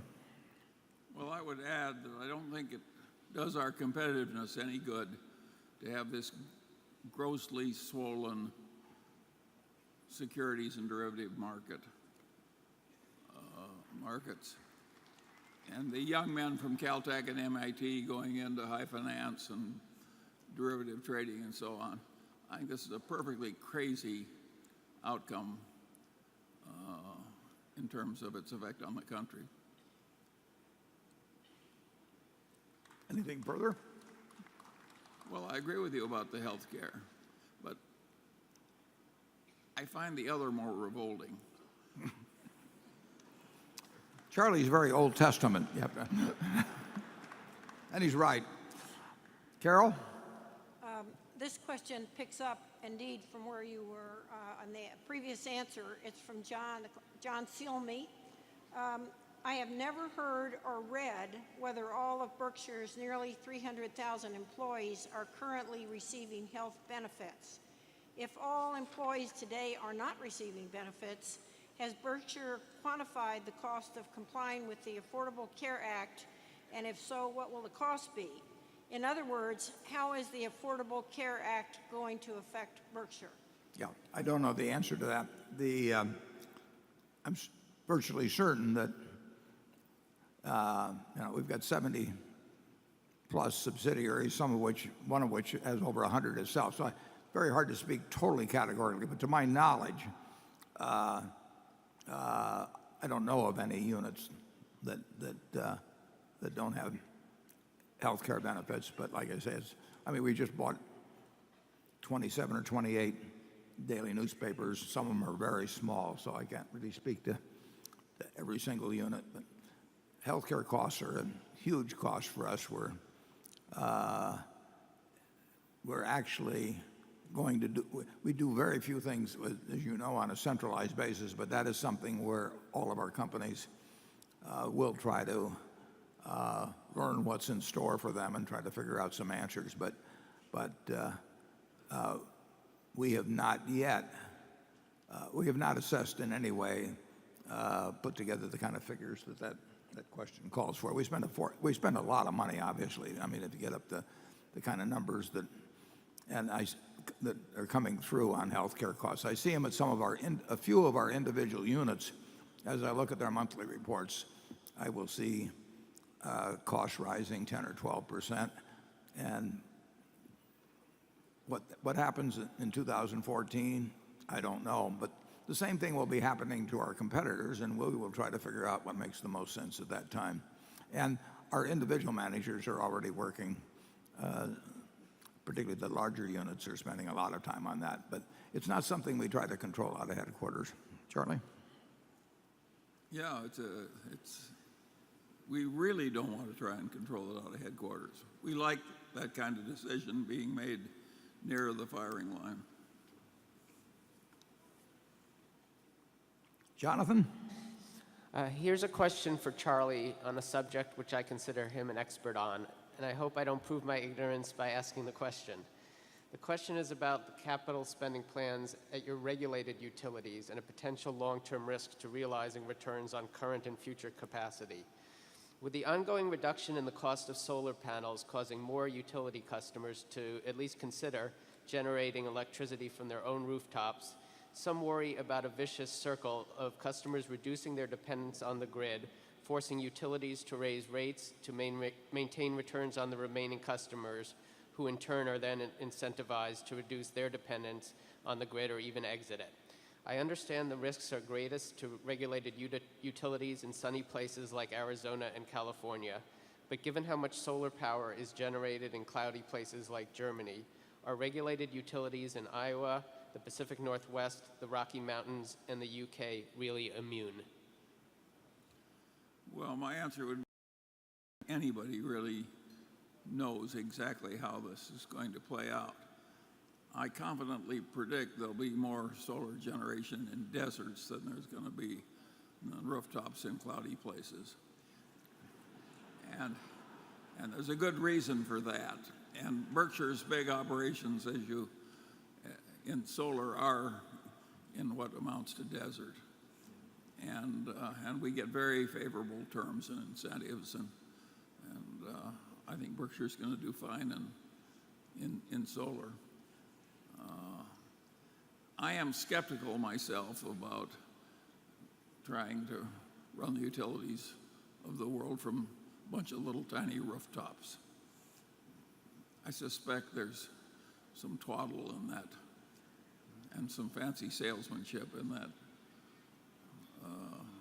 arena. And of course, the people who did it early were foolish because the price came down rapidly thereafter. So put me down as not totally charmed by rooftops in cloudy areas.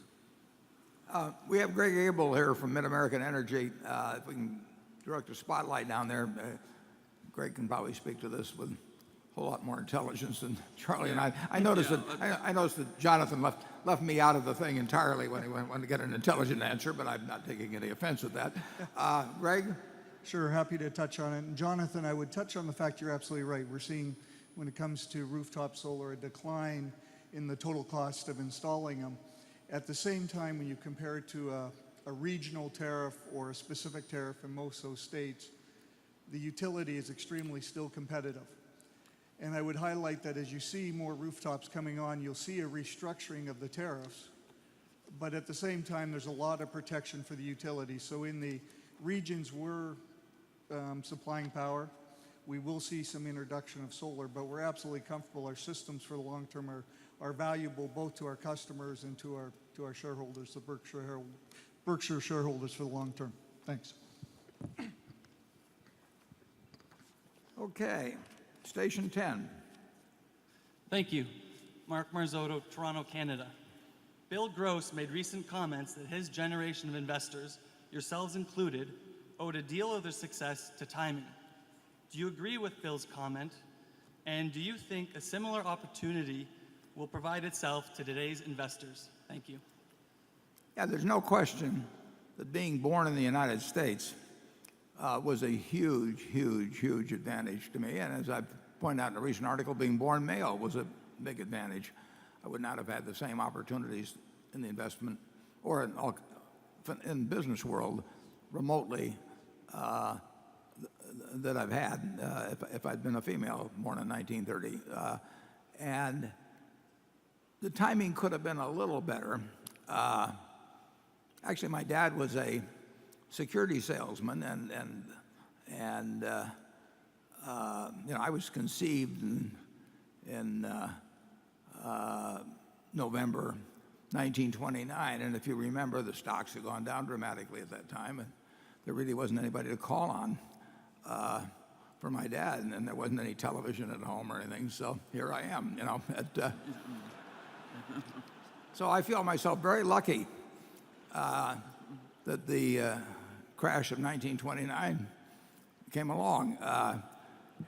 And that also provided a decade, more than a decade, of people who were very turned off. Well, it was a decade of terrible business for quite a while, and then a decade or more of people that were turned off on stocks, just as we sort of had a decade like that in the past decade going up to 2010 or so, a lot of people that had gotten turned off by stocks. So that was a favorable environment. But the United States itself was an incredibly favorable environment. If I'd been born 5 years earlier, I probably would have made more money. But if I'd been born 10 or 15 years later, I would have made probably less money. But I envy the baby that's being born today in the United States. I mean, I think on a probability basis, that's the luckiest individual that's ever been born, and I think that they will do very well in life in all kinds of ways on a probability basis, better than existed when I was born. And I think they'll have opportunities to do very well in the investment field. It may not be as good a field as it was for me starting in 51 or thereabouts. But it will be a very good field to operate in. The person that has a passion for investing, born today, coming of age 20 years from now, is likely, in my view, to do very well and to live far better than we live today, just as we live far better than John D. Rockefeller lived many years ago. Charlie? Well, the competition was very weak in your early days, and I don't think the competition is as weak now. So I think that, sure, we got advantages from timing,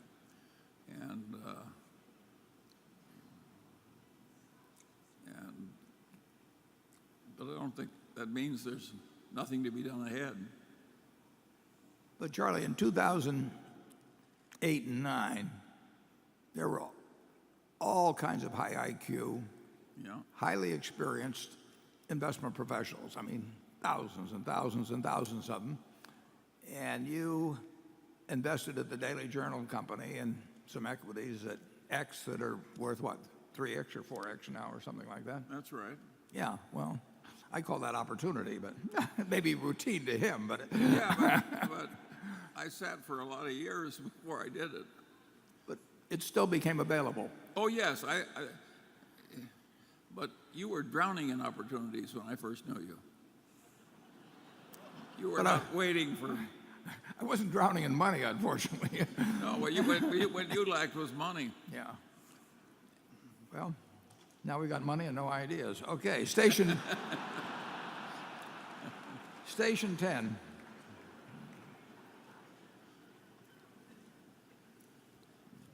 Station 10? Do we have a station 10? Let's take a look. Should be right over there. Hi. Hi. My name is Dexter Ang. I'm from Stafford, Virginia. I'm 30 years old, and I'm wondering what my life will be like in a few years, let alone 50 years from now. My question for both Mr. Buffett and Mr. Munger is, how do you think you've changed over the last 50 years? And if you could communicate to yourself 50 years ago, what would you tell him, one piece of advice, business or personal? And how would you do it in a way where your former self would actually heed it? Charlie, I'll let you answer that. Incidentally, I'll trade you places, so don't worry about your future. Yeah, we're basically so old-fashioned that we're boringly trite. We think you ought to keep plugging along and stay rational and stay energetic, and just all the old virtues still work. And but find what you turned you on. Yeah, you gotta work where you're turned on. I don't know about Warren, but I have never succeeded to any great extent in something I didn't like doing. Charlie and I both started in the same grocery store, and neither one of us are in the grocery business. We were not going to be promoted either, and even though you had the family name. Yeah. My grandfather was right, too. No, it's really, I mean, if you're lucky, and Charlie and I were lucky in this respect, we were lucky to be in this country to start with, but we found things we liked to do very early in life, and then we pushed very hard in doing those things, but we were enjoying it while we did it. We have had so much fun running Berkshire. I mean, it's almost sinful, but we were lucky to, my dad happened to be in a business that he didn't find very interesting, but I found very interesting, and so when I would go down on Saturday, there were a lot of books to read, and it just flowed from a very early age, and Charlie found it. You found a way to atone for your sins and having so much fun. You're giving all the money back. Well, yeah, but you give it all back whether you want to or not in the end. No, that's true too. Okay, Becky. This question comes from Lawrence Enderson in Dublin, Ireland, and he asks, what factors have enabled Berkshire's insurance pricing policy to stay so rational while also being a very sizable market participant? In insurance, was that? In insurance, Yeah. Well, I would say this. I really do think that Berkshire is an unusually rational place. I mean, we know what we want to accomplish. We've had the benefit of a very, very long run, and we've had the benefit of whether you can argue whether it was a benefit or not, but of a controlling shareholder, so we did not have outside influences that pushed us in directions that we didn't want to go. So, insurance should be conducted as a rational activity, and one of the problems that some insurers have had is that they would have a pressure for increasing premium volume every year brought upon by Wall Street. Very few. We actually contracted the business written by National Indemnity, formerly our main business, its traditional business.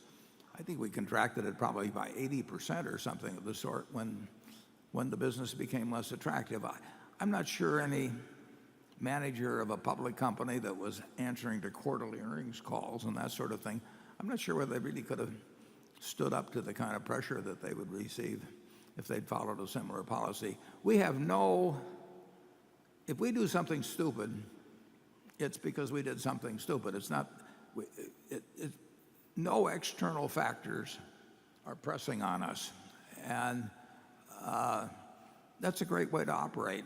And it'll continue to be the way they operate. Most people, if you own a half of 1% of the company or less, and other people are doing things that Wall Street is applauding and you're not doing them, it can be very hard to resist. And you respond to media criticism and all kinds of things that we don't have to do it. And there's no reason for us to do anything stupid in insurance. You get offered a lot of opportunities to do things that are stupid. We were major writers of natural catastrophe insurance in the United States some years ago when the prices were right. We don't think the prices are right now, so we don't write it. We haven't left the market left us. But we are not about to do something where we get paid 90 cents for running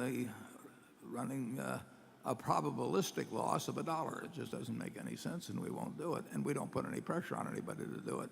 And their incomes are not dependent on doing it. So it's not hard to be rational at Berkshire. Charlie? Yeah, there are pressures on other people that we don't want and therefore don't have. It is very hard to shrink an insurance operation by 80% when the people who come in every day don't have enough to do, and it's a counterintuitive thing to do, but it's absolutely required that you do it in a place where people go as crazy as they do in insurance. Well, it's like buying internet stocks, in the late 1990s. I mean, all around you have these people that have high IQs, and they're doing it, and they're being successful. And so, everybody from your spouse to your employer to the press says, how can all these other people, how come you think you're so smart, avoiding this when everybody else is doing it and they're making a lot of money? And of course, it creates this social proof where it worked for a while. That's the great danger period in all of these bubbles is that what starts out with skepticism ends up with your neighbor getting richer than you are because he went along and you didn't. And that sort of thing, the bandwagon effect and everything, those things are very hard to resist. But we don't have any pressures to do that sort of thing. I mean, we just don't give a damn, and we don't necessarily think we're smarter than the other person on that. We just think we don't understand what it's all about. And if they can make a lot of money, day trading or whatever it may be, good luck to them. But we're not envious of them, but we certainly are not going to do it just because they're doing it. Charlie, any more on them? Oh, I always say there's a reason why all that stuff is in the Bible. You can't covet your neighbor's ass or.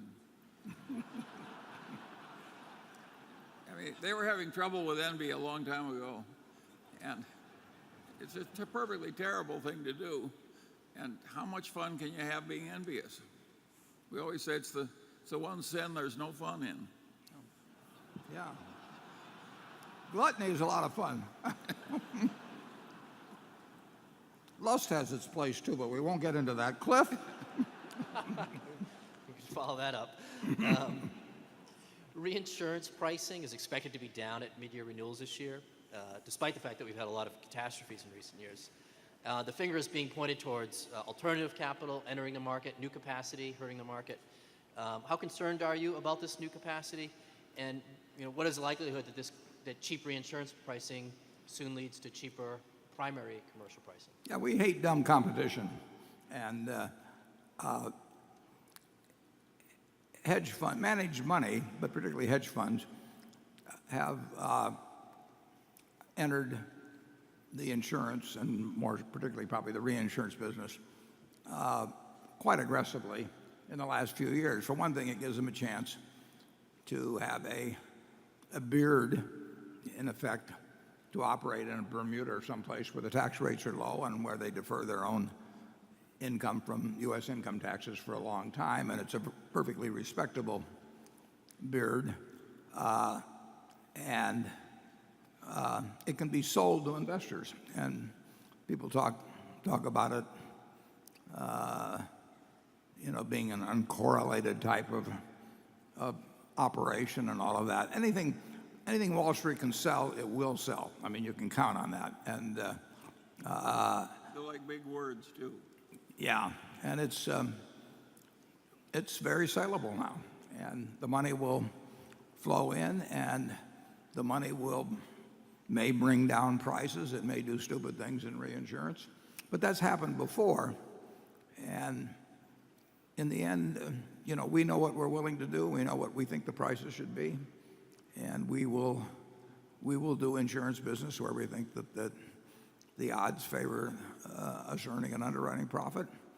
And if we can't do it, we'll watch for a while. You can't afford, to go along with the crowd in investment or insurance or a whole lot of other things. And it can be irritating to have a dumb competitor. I mean, if you've got a service station on the corner and you got a guy across the street that is willing to sell gas below full cost, you've got a terrible problem. That's why I got out of the gas station business a long time ago. But insurance, nice thing about it is the standby costs are not huge. So it's not like idling steel plants or something. So we were perfectly willing in the 1980s to have our expense ratio go up significantly because our volume went down so dramatically. And, it was a standby cost that was real, but it wasn't backbreaking, and we just waited for better days, and they came along. Yeah, and with our cranky, weighted out methods, we probably have ended up with the best large-scale casualty insurance operation in the world. Yeah, I think that's true. So why would we change? We never really anticipated it would happen, though, when we started in. That's true. Yeah, it just sort of evolved. But the principles were useful, and then we were very lucky in getting some sensational people. We've got Tad Montrose at Gen Re, we've got Ajit Jain, we've got Don Worcester, we've got Tony Nicely at Geico. I mean, we have just hit the jackpot in terms of the people, and they like the environment of Berkshire in which to operate because they do not get pressures to do dumb things, which they would get at many other places. Okay, station 11. Hi, my name is Susan Tilson, and I'm from New York City. I am a longtime shareholder, but this is my first time to Omaha. This is quite the little gathering you've got going on here. You just a few minutes ago, Mr. Buffett, mentioned that you enjoyed a lot of advantages as a male. I have 3 daughters, and I would like them to be able to go as far as their aspirations and hard work take them. I've noticed and applaud the fact that you've added women to Berkshire's board, but both the board and senior management at Berkshire still reflect the reality that in 2013, there are very few women holding the top jobs in corporate America. Do you see this as a problem? And if so, what should be done about it? Well, I do see it as a problem, and I've written an article in Fortune magazine, which if you go to fortune.com, I guess it's in front of the paywall. You can click on it. It's only 1,150 words or so, and you'll see my views on that. But there's no question that women throughout my lifetime, and for millennia before that, but have not had the same shot at many things in the world that males have. I mean, I had 2 sisters, as I pointed out in this article, both here today, I believe, and a couple years on each side of me, and absolutely as smart as I am, they more personable than I am. They got along with people much better than I did when we were young. Their grades were the same, but they did not have the same opportunities at all. I mean, nobody really wanted to limit them. Certainly, my parents loved them the same way as they felt about me, and they never would have dreamt of saying to them that, Warren gets all these opportunities and you don't.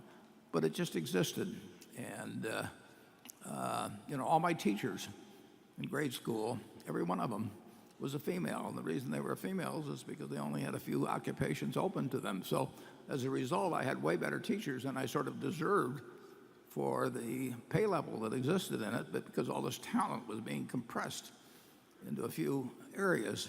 Well, a lot of improvement has been made, but there's still ways to go, and there is a pipeline effect. So I mean, you couldn't change it all in one day if you wanted to, but on the other hand, that should not be an excuse for not changing at all.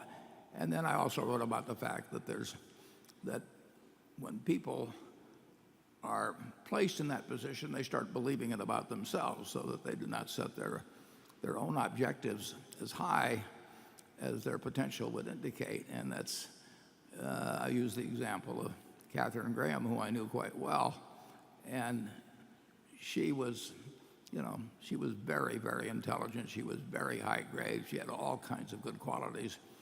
But she had been told by a mother, and she'd been told by a husband, and she'd been told by society that women couldn't run businesses as well as men. And she knew it wasn't true, but she couldn't get rid of it. And she saw herself in this funhouse mirror. And no matter how hard you tried, you couldn't really get rid of the funhouse mirror. It'd just been there too long. And I kept saying, look at yourself in a regular mirror and you'll see somebody who's very smart and very high grade and just as good as any male you'll find. Her stock went up 40 for 1 when she was CEO. She wrote a Pulitzer Prize winning autobiography, and to her dying day, at one level she knew she was the equal of the males around her, and at another level she couldn't get rid of that little voice inside of her that came from her mother and came from all of society that said, you should take care of the garden and let the males do all the important work. So both the exterior obstacles, they're crumbling to a very significant degree, and they should. I mean, it only took thousands of years. I mean, as I point out in the article, we said in the Declaration of Independence, we hold these truths to be self-evident that all men are created equal. Well, they weren't so self-evident when they got around to writing the Constitution, and they used a bunch of male pronouns in describing the presidency in Article 2, or when they didn't get around to putting a female Supreme Court justice on until 1981. So the country has come a long way on it. It continues to move. It's moving in the right direction. But, I hope it keeps moving and moving faster, and I hope that the females that are laboring under these beliefs that were told to them about themselves that aren't true. Get rid of the funhouse mirrors and get regular mirrors, and fortune.com. Thank you.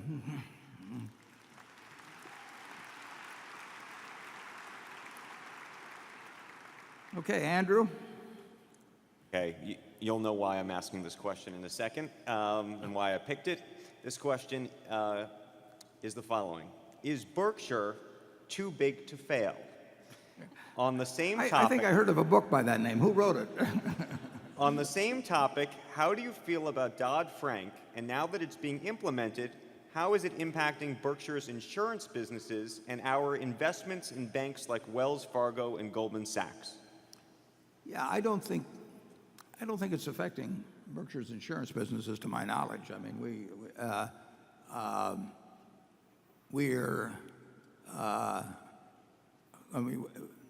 we've had, to my knowledge, we've never had anything that impinges on our activity arising from a too big to fail doctrine.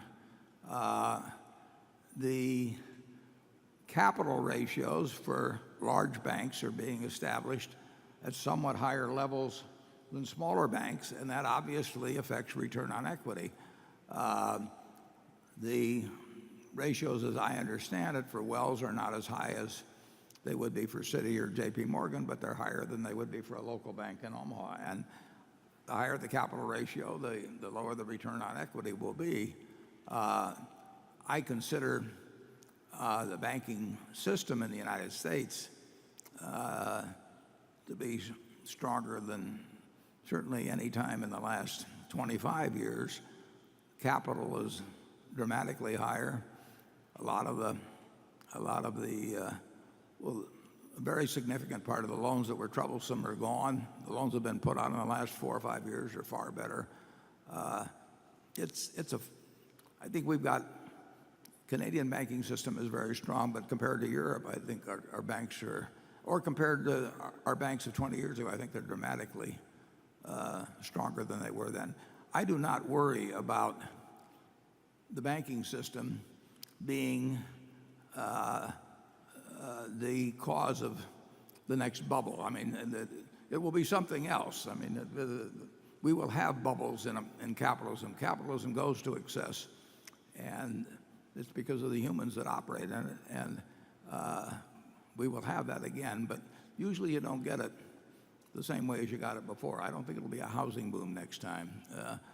But I feel very good about our investment in Wells Fargo. I feel very good about our investment in U.S. Bank. I feel very good about our investment in M&T. All of those are very strong banks pursuing, in my view, sound practices, and they should be decent investments over time.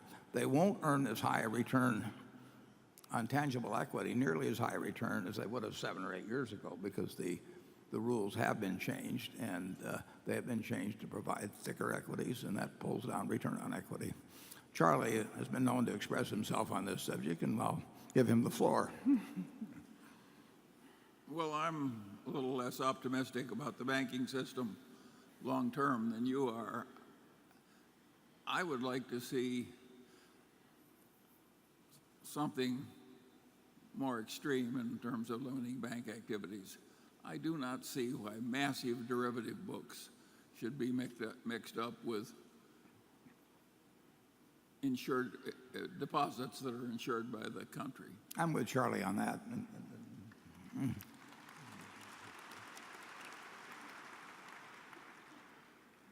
The more bankers want to be like investment bankers instead of bankers, the worse I like it.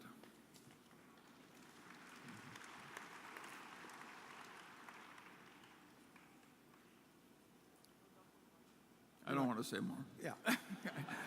I get in enough trouble on the subject already. Yeah. I can see the journalists just licking their chops over there, waiting for Charlie to throw a thunderbolt, but he's unusually restrained. We're now very close to noon. I promised 5 years ago, I wrote about 5 or 6 years ago about the inordinate costs that investors bear on, many investors bear in getting sold various types of products. And I talked about private equity and all kinds, and a whole variety of things. The investment world has been very good at extracting a very significant percentage of the returns that investors get for themselves.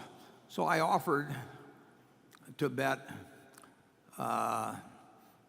anyone that wanted to step up to the plate that a group of hedge funds would not beat an unmanaged no-load index over a 10-year period. And I promised, and then I got a taker, and a very nice group of people.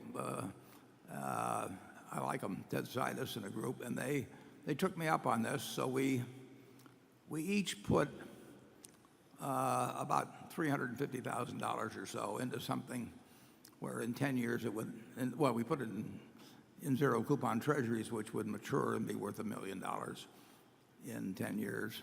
And I promised to report on the bet every year. And what we did this year, interest rates fell so far that our original $700,000 or so investment got to be worth like $950,000 just because the 5-year treasury got so low. So there was very little appreciation left into it between now and 5 years from now when it matures.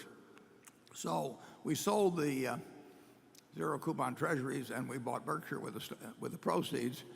And I guaranteed that it would be worth $1 million. Currently, it's worth about $1.2 million, so that the charities are benefiting to some extent. Now, Ted has one charity, which is a very worthwhile charity, and I have Girls Inc. of Omaha, which is a charity I selected. And we can put the figures up on there as to where we stand at the moment. The hedge funds got off to a fast start, and we're 13 points ahead of the index fund at the end of the first year. But the last 4 years, and these are fund to funds, so they really represent probably 200 or 300 maybe hedge funds underneath. But there's two levels of fees involved. There's the standard fees of the hedge funds, which probably many times are 2 and 20, but can be other things. And then there's the fee of the fund of funds on top of it. So we now are at the halfway point, and I'll keep reporting to you every year how we do. And if Berkshire does well, we'll have well over $1 million to distribute to one of two charities. You might enjoy going to a website called longbets.org. That's where they're the people that hold the money. And you will see that there are a number of propositions that people have wagered on. And the proponents and the opponent of every proposition give a short little description. Ted gave a description of why he thought he'd win. I gave a description of why I thought I'd win.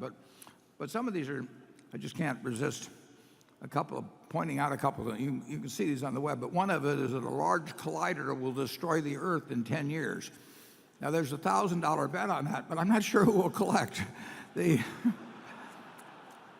thought that was an interesting one.